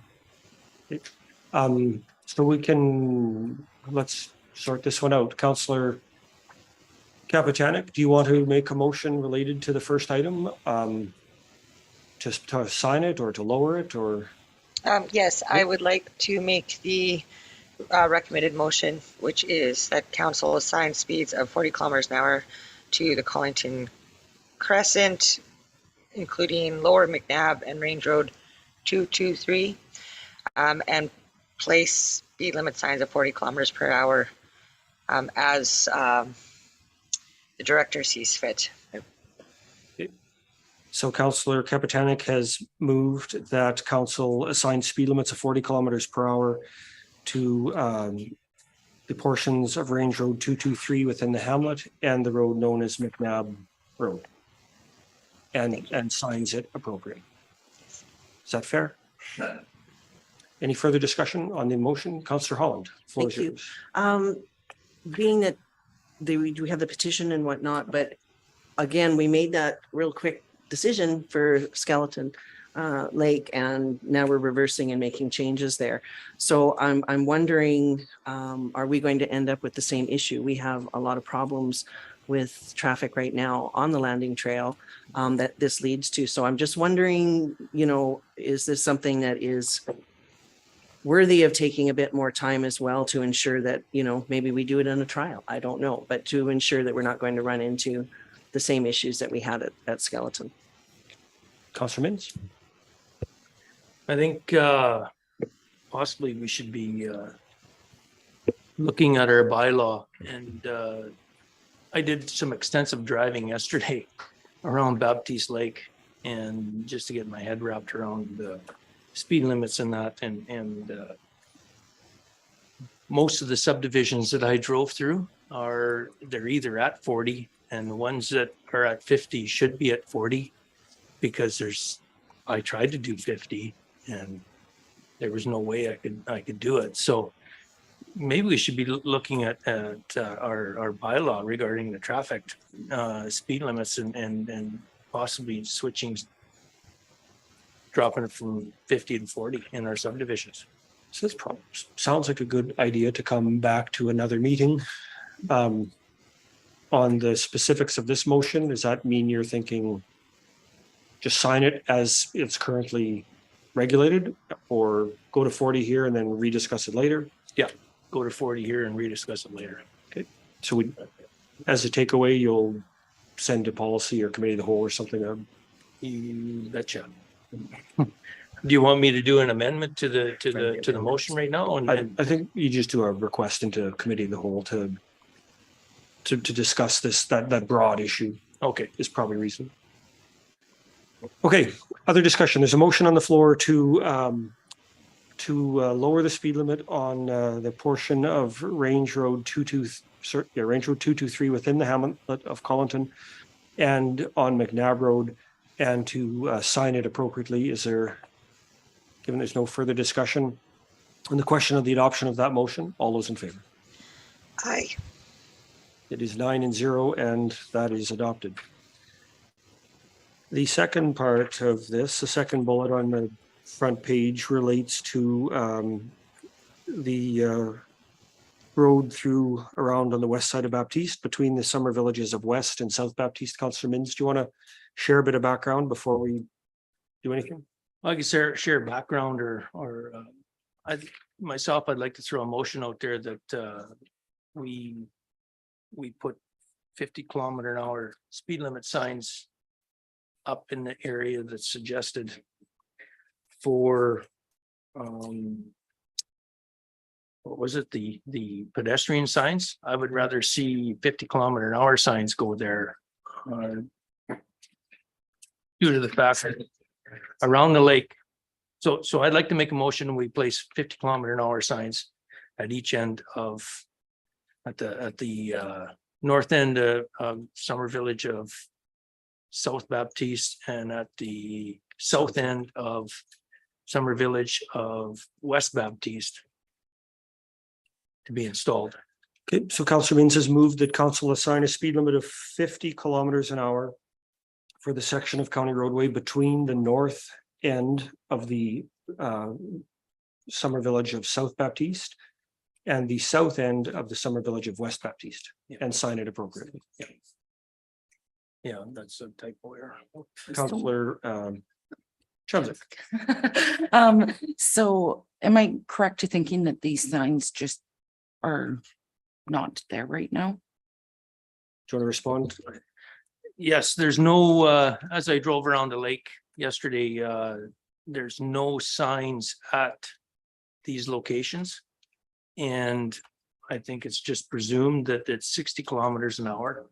And that's the first thing we need to do is actually put the signs up. And at the north end of the lake from, The north end of the Summer Village of West Baptiste. Yeah, north end of the Summer Village of West Baptiste, all the way over, going north to the entrance into White Gull. At the north end is 50 kilometers an hour. So my thinking would be to keep Ryland's area when we're talking about at 50 kilometers an hour, because when you go around the whole lake, when you're going through the summer villages, you're at 40. Both summer villages on south end and the west side is at 40. When you drive into White Gull, it's 40. There's one spot in there that's 15. There's a 15-kilometer-an-hour sign going into a cul-de-sac, which I question. Pack Beach is 50, which actually wouldn't hurt to drop down to 40 because you can't do 50. And or you can, but you're using it at your own risk. And then going into Poplar Point, the main drag going in is off of the Whispering Hills Road is 50 kilometers an hour. My suggestion would be to knock that other one down to 40 once you get into the subdivision. Are you trying to add that to the motion, or do you want to do that? No, in a it's- separate I'm just motion? throwing out where Okay. I went yesterday. So on that note, that's why I want to keep it at 50, please. Just to make it consistent around the Yeah. lake. And Yeah, long-winded. Counselor Holland. Thank you.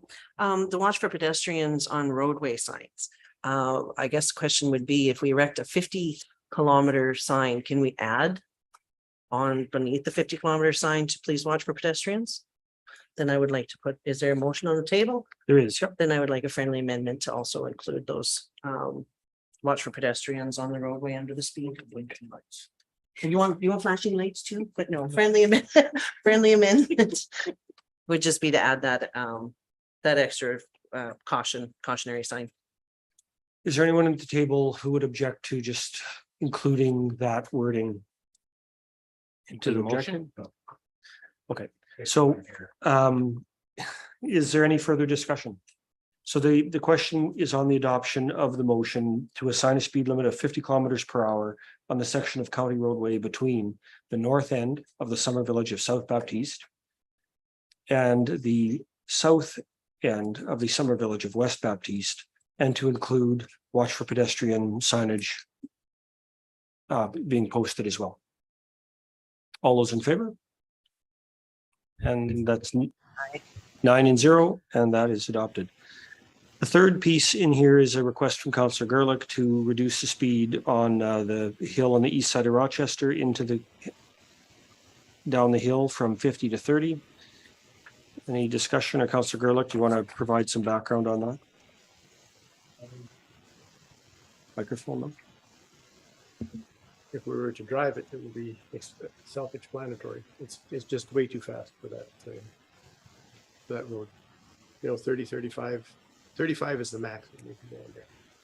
So if it's posted 30, people go 35. It doesn't do anything for local traffic, but when someone's new to the area and they come down there, they need to be forewarned. The speed limits are on that. And so I think it's a proper decision to change it and scale it down. Councillor Minns? I know that road very well, and I agree that the posted speed limit needs to be dropped. There's no way you can do that at 50, but there again, I think we need to really look at where we're placing these speed signs. I think 40 would be a better speed limit sign to put there, just due to the fact that 30 should be more around playgrounds and places like that. I don't want to start there again. Back in Waco, we got a 15-kilometer-an-hour speed limit, and like there's nobody that's going to do 15K. And who's going to police that at even? I would rather see it go to a 40, and then I don't know if there's a sign prior to that that says Steep Hill or Windy Road or Rochester Grote Road. I don't know if that would be maybe a more warning of coming up there, not just the speed limit, but also a windy road sign or something like that. But I don't want to really start crossing into the 30-kilometer-an-hour zones that take it away from our playgrounds and school grounds and stuff like that. That would be my suggestion. Other conversation? Councillor Cromwell? Question for the director through the chair. When we do change a speed limit in the county, do we automatically put up the new you know, that colorful, hey, pay attention, we've changed your speed limit, or do we just install a new speed limit sign? From what I've been able to, sorry, through the chair to Councillor Cromwell, from what I've been able to gather historically, if it is a speed sign change where one sign is pulled out and a new one is put in, then we attempt to put up new speed zone. When we are doing, as we have discussed, there are multiple areas that just don't have signs. We just put them up. Okay. Follow up?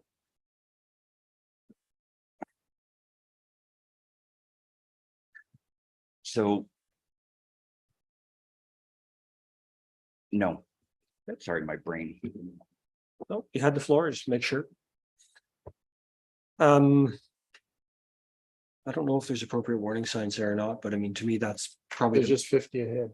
yeah, that, to me, from my driving that road, you know, you're responsible for the care and control of your car and driving to road conditions. I think the best bang for the buck is to warn people about what's coming, not just drop the speed limit. And so 40, 50, I agree. If you drove 50 down there, it would be, you know, to the detriment of your car and possibly your own life. So to, you know, but warning signs about the type of curves and the steep grade probably are more valuable, and maybe a small reduction, but 50 is a maximum. It's not the target. Councillor, so I'd be like, I'd be happy to see the warning signs, and some 30 to me, just, it's so easy to roll up a little bit over that. And I don't want to be in a spot where I'm coming through there one day on the little straightaway and you roll to 37 and before slowing down again and end up with a fine. Councillor Chalmers. I tend to agree with some of the comments and sentiments made about playground zones, so on and so forth. But if I'm not mistaken, this is a road that you and I have traveled down. That's very interesting. I am 100% in favor of a reduction in speed. Would you be interested in entertaining the thought of a 40-kilometer? Hey, Councillor Kapitanek, sorry, we need a little buzzer or something that the floor is yours. It's okay. I'll get to it. I'm on the Zoom. I expect to be at the end. I'm in support of whatever the Councillor for Division 1 requests. That road, I pleasantly got to ride for 9 years on my school bus route twice a day. And I'm sure going down it, my old bus driver, Gene, probably didn't do more than 20. But that was with an, you know, big old bus in winter. I think the big concern on that road is winter. There's just, and when there's freeze and thaw, I mean, I'm remembering back to being a child, but I remember like the bus sliding and going back and forth because those corners would get so icy. And to not to be in any way disrespectful to our county crew that maintain, there's just a very, very steep and windy road with a lot of runoff. So, Mr. Gerlach, if you're requesting 30, I'm in support of it. And if you change that number, I'll support whatever you request. I could respond. Do you want to make a motion? I'm still on. First of all, I just asked for a speed reduction on the hill. I didn't stipulate a number. And the maintenance, what is Roy's position exactly? Public Works Manager, sir. Public Works Manager suggested 30. And 30 is less than 50, so I was happy with that. I think it's really irrelevant whether it's 30 or 35 or whatever, because people are gonna travel it at whatever speed they think is safe. But again, it's for people that don't know. And I think it would be more prudent to err on the side of safety, because some of those corners are very treacherous in the winter. And if you're doing 35 or 40, that's just too fast.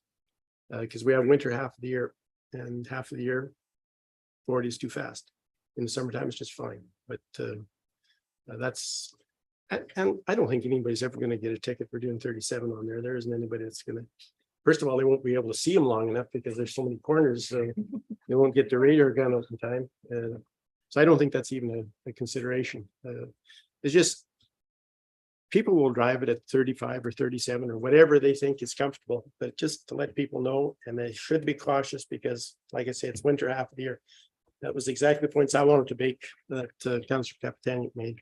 So, I mean, I'm fine with any kind of speed reduction. I think 30 is fine because it will make it safer. I'm done. Do you want, Or should I make a motion? you can, unless Councillor Minns, you want to add anything before he makes a motion? I was thinking I'd make a motion. Do you want him to make it? I think you should. Okay. I'd like to see the speed reduction down to motion for speed reduction down to 40 kilometers an hour. With also a warning sign put prior to the speed reduction regarding caution, windy road, steep hill. Sort of, you guys can figure out the verbiage. But yeah. So. So Councillor Minns has made a motion to assign a speed limit of 40 kilometers an hour on Township Road 623 between. You know that street name, Joe? What's the street name there? Do you want it from down the four-way stop or from here? Right to the four-way stop, So- because that paved portion Is right. is what really gets icy. Okay. And So- people all of a sudden are coming off that and they hit that paved portion, and away they go. So to assign a 40-kilometer speed zone on Township Road 623 from Range Road 240.2 and east until the crest of the hill. Yeah.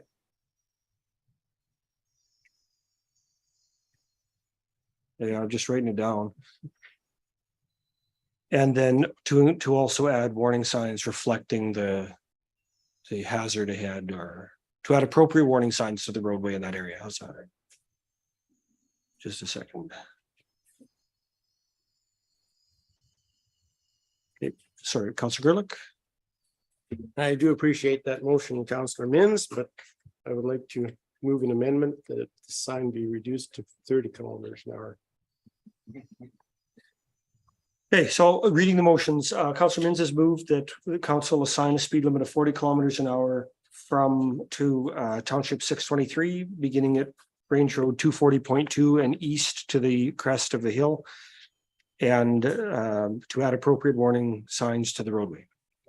Councillor Gerlich has moved an amendment to delete the word 40 and replace it with 30. Is there any further discussion required, or do we just want to chug along? Seeing none, on the question of the adoption of the amendment to replace the word 40 with 30, all those in favor? Aye. Okay, that is opposed. That is 7-2. The motion is adopted. On the question of the adoption of the main motion to assign a speed limit of 30 kilometers an hour to Township Road 623, beginning at Range Road 240.2 and east to the crest of the hill, and to add appropriate warning signs to the roadway. All those in favor? Aye. And the question is adopted with a count of 9-0.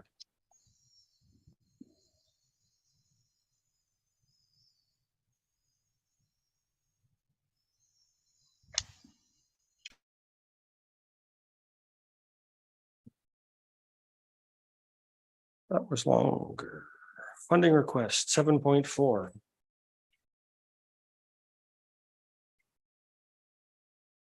Councillor Wallach, do you want to, you added that? Do you want to?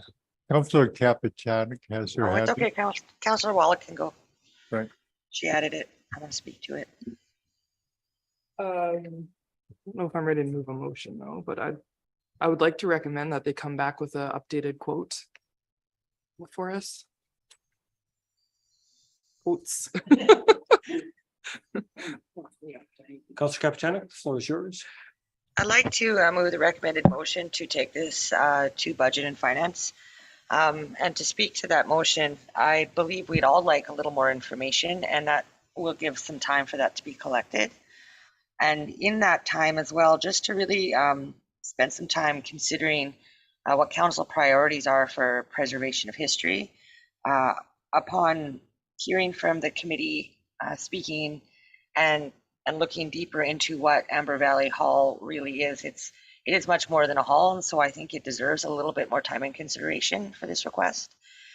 It does house a museum, and we need to be very careful that we consider what the hall being closed would mean to those who utilize and or support that museum, and or if that museum would need to be moved, weather dependent. These are all questions and information I'm sure that we could have gathered by the next Budget and Finance meeting. Councillor Kapitanek has moved to forward this item to the next Budget and Finance Committee meeting for consideration. Just Councillor Holland, you have the floor. Thank you. And I appreciate your words, Councillor Kapitanek. I think it's very important that we consider helping Amber Valley, of course, because of the importance of this particular building and the location and what it means to our communities. We have in Pillar 3 of our strategic plan to work with volunteers to ensure that community halls remain viable. And I think that's extremely important. And this gave me a really good opportunity, of course, to do some more research into this, where I did happen to find back in June 9th of 2015, where, for example, the Collinton Community Center came and asked for help with their HVAC and whatnot. And the county did offer $120,000. But again, within this particular search, I got finally confirmed that it mentions in our minutes that the Athabasca County does own the Collinton Community Center. So I don't know if that decision to offer $120,000 to the community club in Collinton was because of that asset being actually a county-owned building. And in the meantime, we also offered, to Collinton, there was $11,000 and all of these types of things to help with the bowling alley. So we have a history of absolutely subsidizing our community halls. And I think that this is something that we really need to take a good consideration. And I look forward to having more discussion about it at Budget and Finance. Councillor Grlick. Yeah, we do have a new appointment within administration of a facilities manager and whatever. I think what they really need is some assistance and guidance, because I felt a little uncomfortable with some of the things that their consultant was telling them. And I think that the information that they provide for us is pretty skinny. I think we should try to assist them in some way with a partial grant and maybe a loan or something along that line. But I think we need to have good information, because I'm not even sure whether they have air conditioning or don't have air conditioning. And we can't make decisions based on that. But we do have someone in place that we can assist them and come back with the accurate information and deal with this at our next meeting. Other comments at the table? Councillor Mins? I don't know if we have a person in place yet. Or Not the CEO shaking his head. We don't have Yeah. someone yet. But It's on the I do agree. I think they do need some better advice on possibly where they're going, like or what they're needing to provide. And I'm with Councillor Wallach of more quotes, like give us some better understanding of where you're going.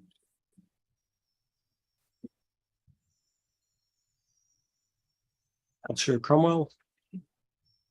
Councillor Kapitanek made the motion, so she'll get the final word. I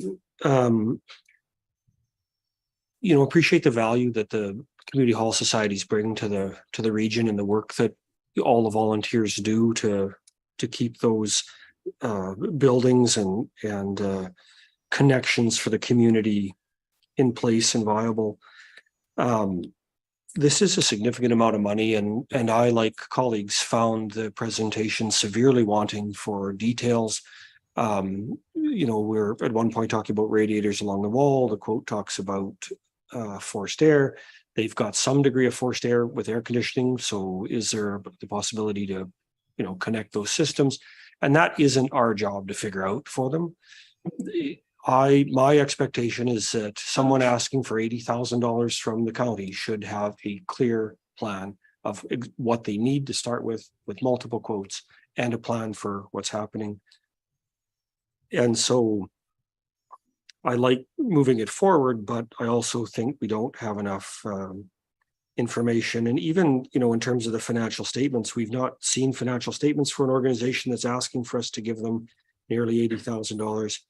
It seems to me that it would be reasonable to look at that because there appears to have been money for any number of other projects. So it makes me wonder where the heat fits in the priority list. And then heat plus air conditioning brings up, if the real core need is heat, then let's talk about heat. But there's this, top ups added on that I'm not sure is reasonable. I also kind of wonder a little bit about what other alternatives have been investigated. Like this, to me, for that group seems like an opportunity to make a generational difference for the society. Have they looked at other types of heat generation, whether it's ground source heat pumps or air source heat pumps? What are the choices that they can make? And in general, kind of underscores the value of the fund for energy improvements established from the proceeds of the cap levy that council approved recently. And I would propose to you that the funding guidelines there could even be, a potential guide for something like this. The society has, for whatever reason, left this really quite late. And I don't think that should cause us to rush into a decision on such a significant ask. And regarding the policy that's been presented to us, 2605, as I read the policy, I'm not convinced that particular policy applies to this circumstance. This is a maintenance request, not a project. They're not building a new playground, they're not building a new hall, they're not building a museum, or it's deferred maintenance. And as a county, one of the things I hope we can do is through our influence with the groups that we're connected to, encourage them to do the things that we're trying to do with the asset management planning and look to the long range and trying to have a bit of a plan for how items like this are going to be saved, because most of us expect furnaces, hot water tanks to fail at some point, and so this is a reasonably foreseeable problem, and it's unfortunate that there's really no money set aside. So I don't think that policy applies, and we'll probably refer that to an RFD for your consideration at the policy review committee. Because on $100,000 to ask for no information is not a prudent or transparent and responsible use of the resources entrusted to us. So I support the motion, but I have a lot of questions about the request. Councillor Gerlich, you've been on the list already. Councillor Anderson, have you any comments? Councillor Cromwell, you said no. Do you change your mind? No, I just want to agree very much with what you're saying. Could someone write that down? It's already in my calendar. The community halls are very important. However, there was too much information that was contradictory in that presentation. I found it very wanting, as a good word, and definitely need more information before I can get behind a donation of that amount when there are other projects within the county that could easily use that funding as well. And look forward to more information coming. Okay.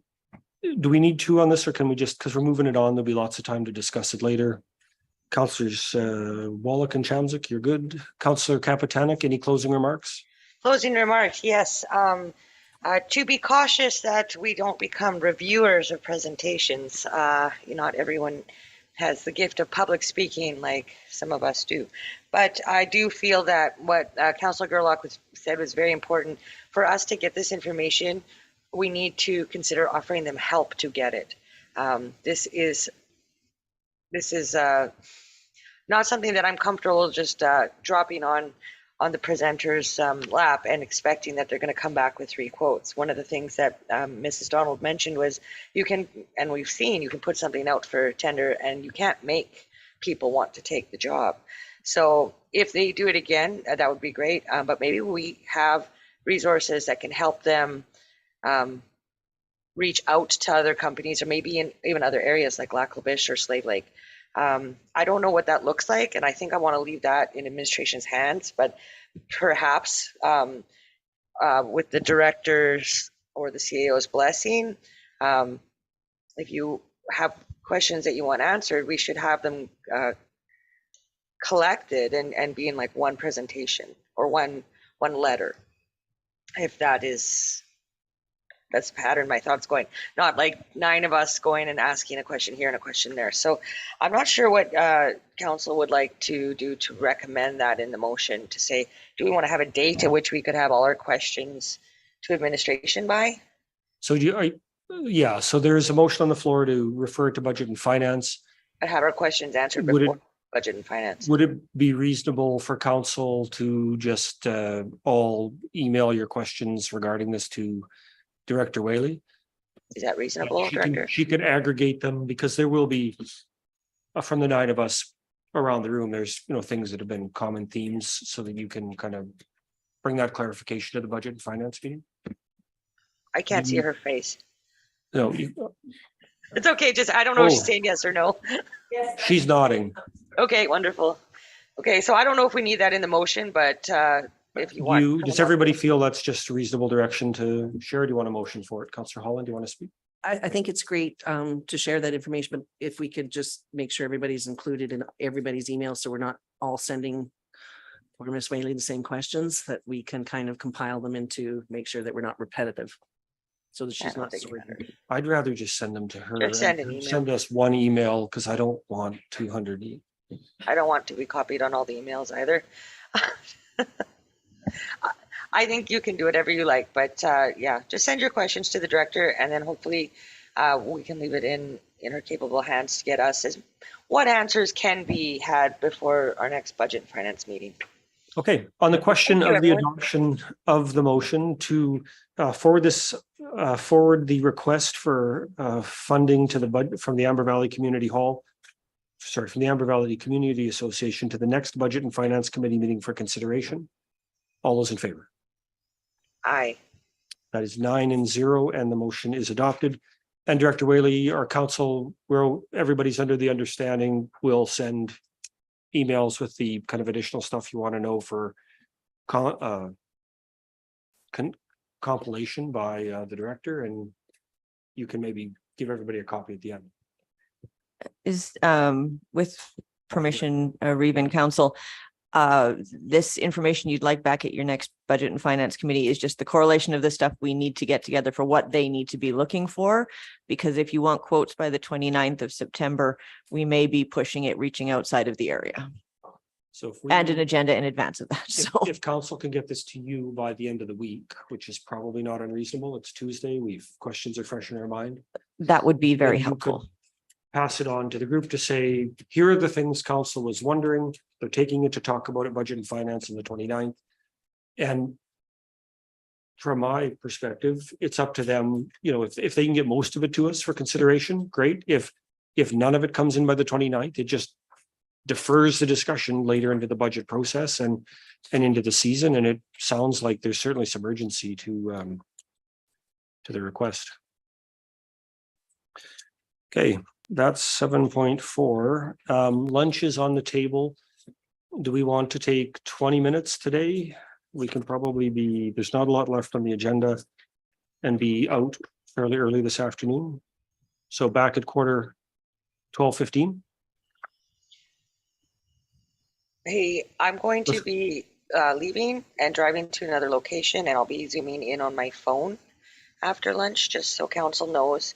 I won't have the full beautiful screen of all of you, I don't think, but I'll do my best to be loud and clear, because I won't have this headset either. Have a good lunch. We'll see you at 12:15. I will do my best.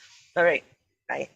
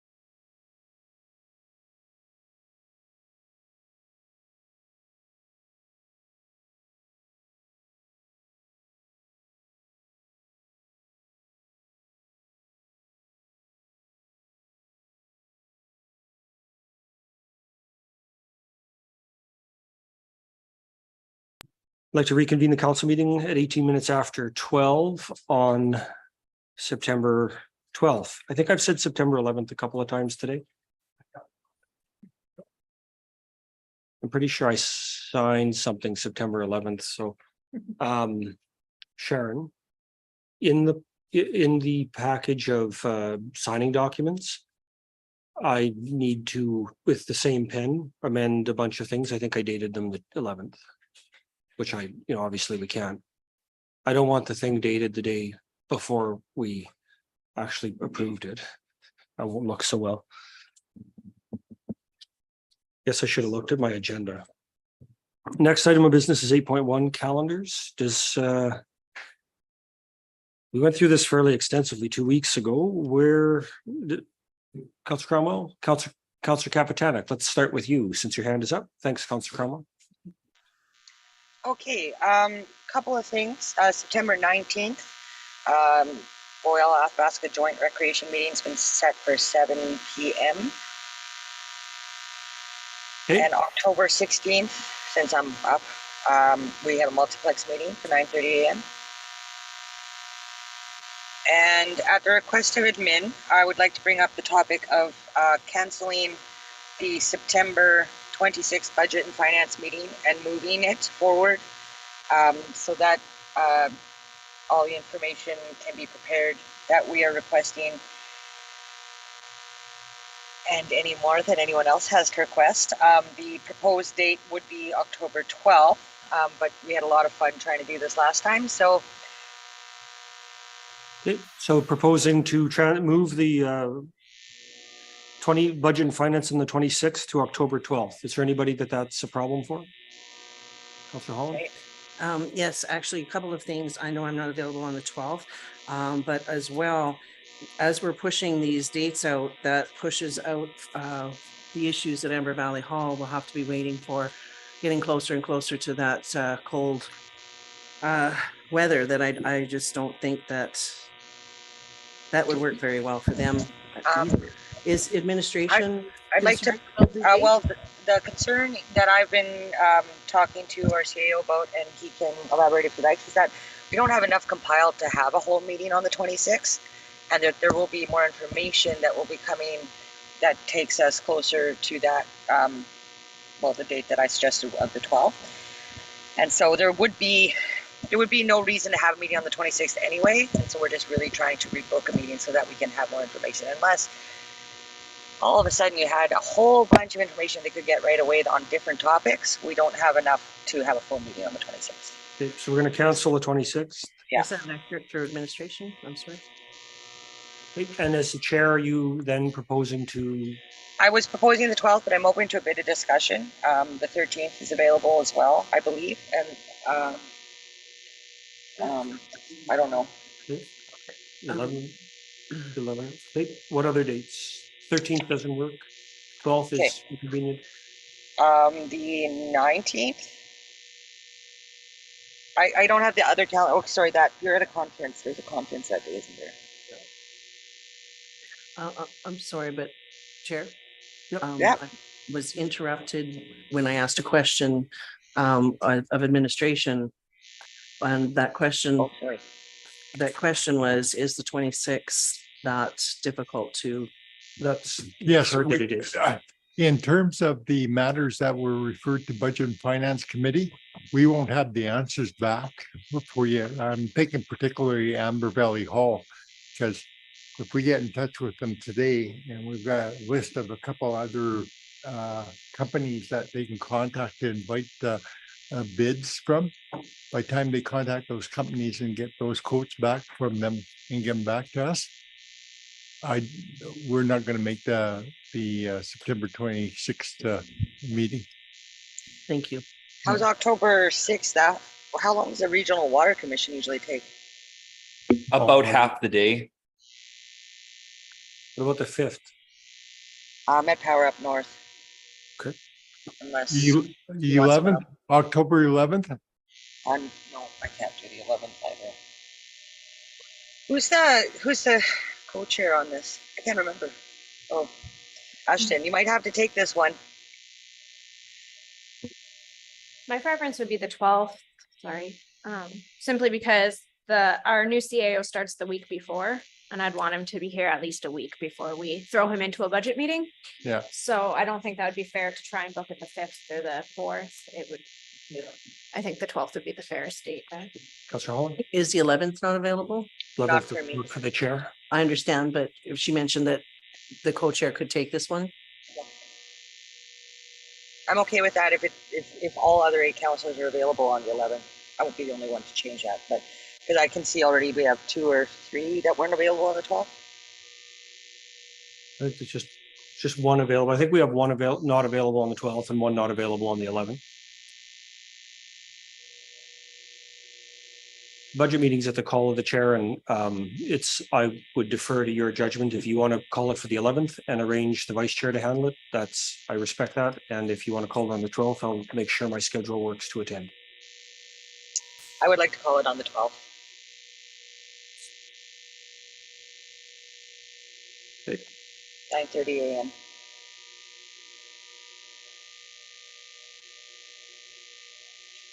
Any other meeting with Councillor Capitano? That was all I had on my list. Okay. Councillor Chamzik, your hand is up. I think I've caught just about everything except for October 16th FCSS for Gerlach and I. FCSS on the 16th. Yes. Okay, at 9:30 or something? 10. Here, and you've got that, Ms. Green? Councillor Holland, the floor is yours. Thank you. The September 22nd Trails meeting will be changed. The date has not been, as far as I understand, has not been confirmed yet. So the 22nd no longer is the Trails canceled. There is though an event happening in town, the Run for Life and Suicide Prevention barbecue and fundraiser that's happening up at the Athabasca University between 11:30 a.m. and 2 p.m. on the 22nd. That I think will be a really important event to attend, as well as the Athabasca Recreational Trails Association is also holding a meeting at the New Pine Creek Hall, 1 p.m. on the 24th. And of course, all new members are welcome. So 1 p.m. is a Trails meeting on the 24th. That's a Sunday. Okay, Athabasca record, but that's September 24th. Okay. Ms. Green, you got Athabasca Recreational Trails Association at 1 p.m. on the 24th. The other one is good to know. I don't think it qualifies to be on the council calendar. Councillor Wallach, did you waive? Nope. Councillor Mins? Councillor Ehrlich? Councillor Anderson, anything else? I'll refer to the CAO, but I believe there's a issue with the October 17th Committee of the Whole meeting date. That is correct. Yes. We have all of our senior staff attending ICS 200 training on the 16th and 17th. So certainly following the Ag Service Board meeting on the 18th, if that would work in terms of Committee of the Whole or the following week. Was there nothing available on the 19th? 19th would be fine, but I see there's 2 people away at the ASVA conference in Edmonton.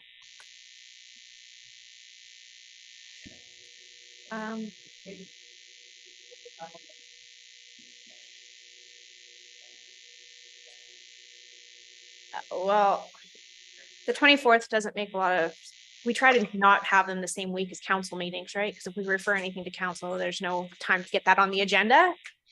So I would move to schedule it after ASB on the 18th. if On the possible. 18th. Thank you very much. Thank you. So just in terms of a time, chair, if we said 11. That work, is that? The 17th, 18th? Oh, made an error. I admit it and have to correct it. I've just been advised the ICS 200 is the 17th and the 18th.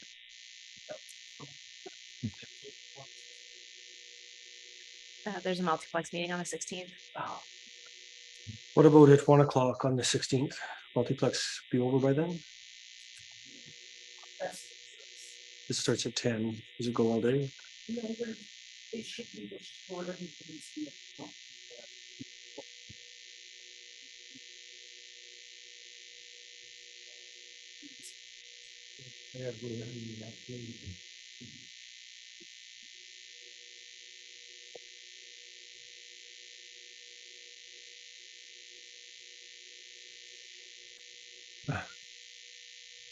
think the only other day available would be the, either the 11th or the 13th. The 11th is the day after council, so that doesn't really. But they're separate. Yeah. 2 long days in a row. You're the chair.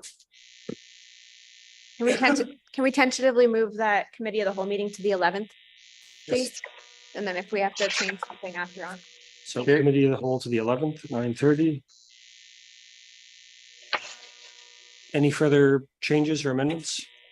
Mr. Reeve, just to Yes. draw to your attention, administration has contacted the 4 Western Summer Villages for a proposed date of Friday, the 22nd. We have received responses from 3 of 4 summer villages that date would work for their councils and their CAOs.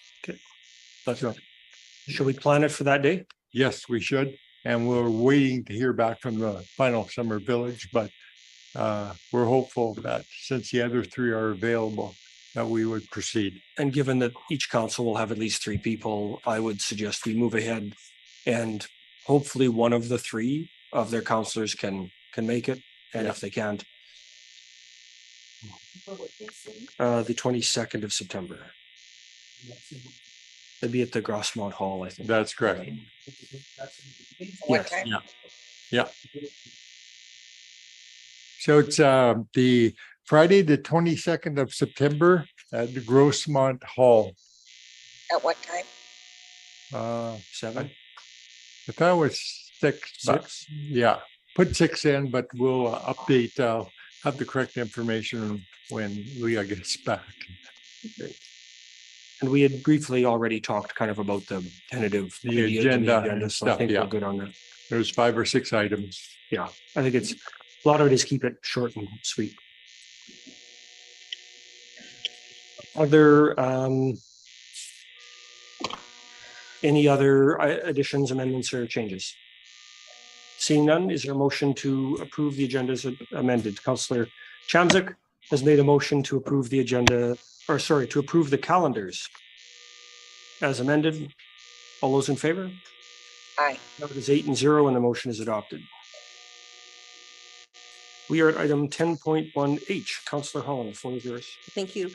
Just a quick update. We're, again, we haven't had a meeting in some time. It's upcoming, but just a quick update to let everyone know that the cleanup along the trail for garbage, more garbage removal, more tree removal, and that kind of thing has taken place between Collinton all the way to the bridge that is out in the town jurisdiction portion. That bridge that is out, there is a way lower down that people can detour around it, so it doesn't need to be closed. However, the bridge is, the discussion that's taking place is to have it removed completely because of the hazardous condition that it currently is in, and then a proper detour and planning going on that.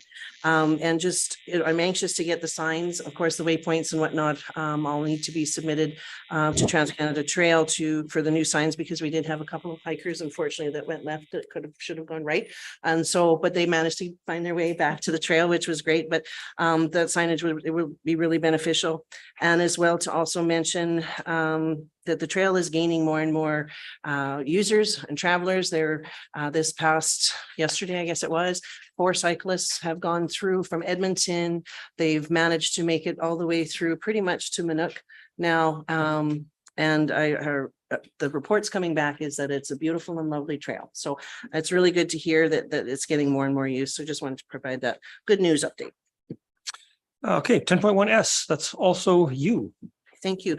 And just on more for administration, so through the chair to administration, if we have an update on the requests for the summer villages invitations that went out, as well as the grant application for the Rural Transit Solutions Fund. Mr. Reeve, to the chair to all councils. There was a response from one of the CEOs, Kim Bancroft, asking on behalf of four of the summer villages for some details. There was a fairly lengthy, detailed email that was sent back. I've not received any response back since that particular time. Yeah.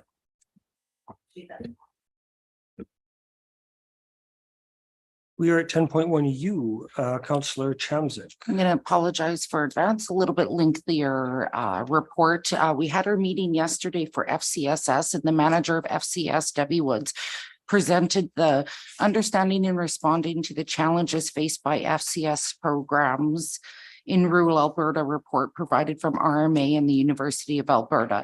At this time, there's no need for resolution from Athabasca County. Ms. Woods actively involved in the process and study, and very much an advocate and leader in the voice for FCSS in the Athabasca region. Ms. Woods, as you know, sits on many boards provincially and regionally and has solid relationships with our MLAs. Some of the upcoming projects coming to Athabasca is a social impacts lab. Funding may come provincially through United Way. Mentorship program is also seeking sponsorships to help fund the project. Maintaining mentors for grades 3 and 4. Contact Amanda Potts for more details. And our family liaison workers came to the board with the presentation of the work that they do with the youth in our areas.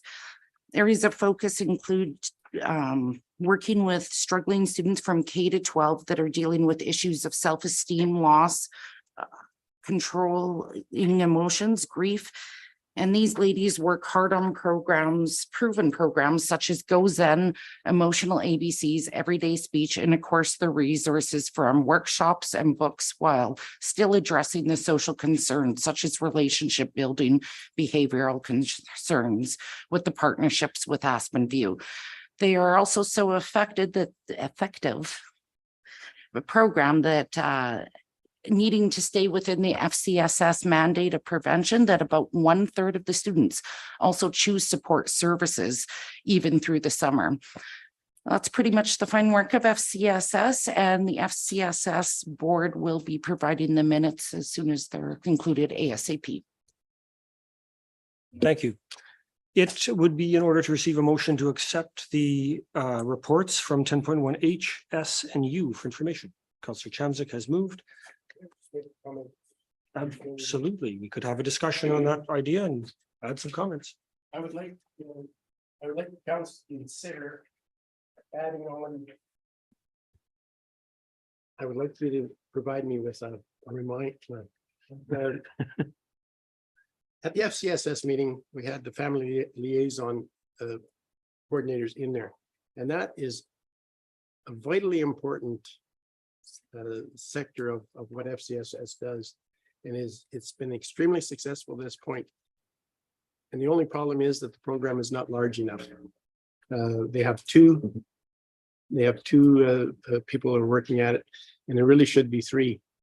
And that would require some additional money from the county. I'm just wondering if we could add that to a consideration at our budget and finance meeting, whether or not we could see our way clear to help increase that program a little bit, because I think it's vitally important. It seems to me that that would be a very reasonable thing to just bring up at that budget and finance meeting and advance that at that time. Notice of motion. Thanks for speaking so highly of the program. Councillor Chamzik, you had your hand up again. Was I? Okay. On the question of the adoption of the motion to accept for information reports 10.1H, S, and U, all those in favor? Aye. That is 8-0, and the motion is adopted. It would be in order to receive a motion to enter closed session. Councillor Mins has moved. We enter closed session. All those in favor? That is adopted 8-0.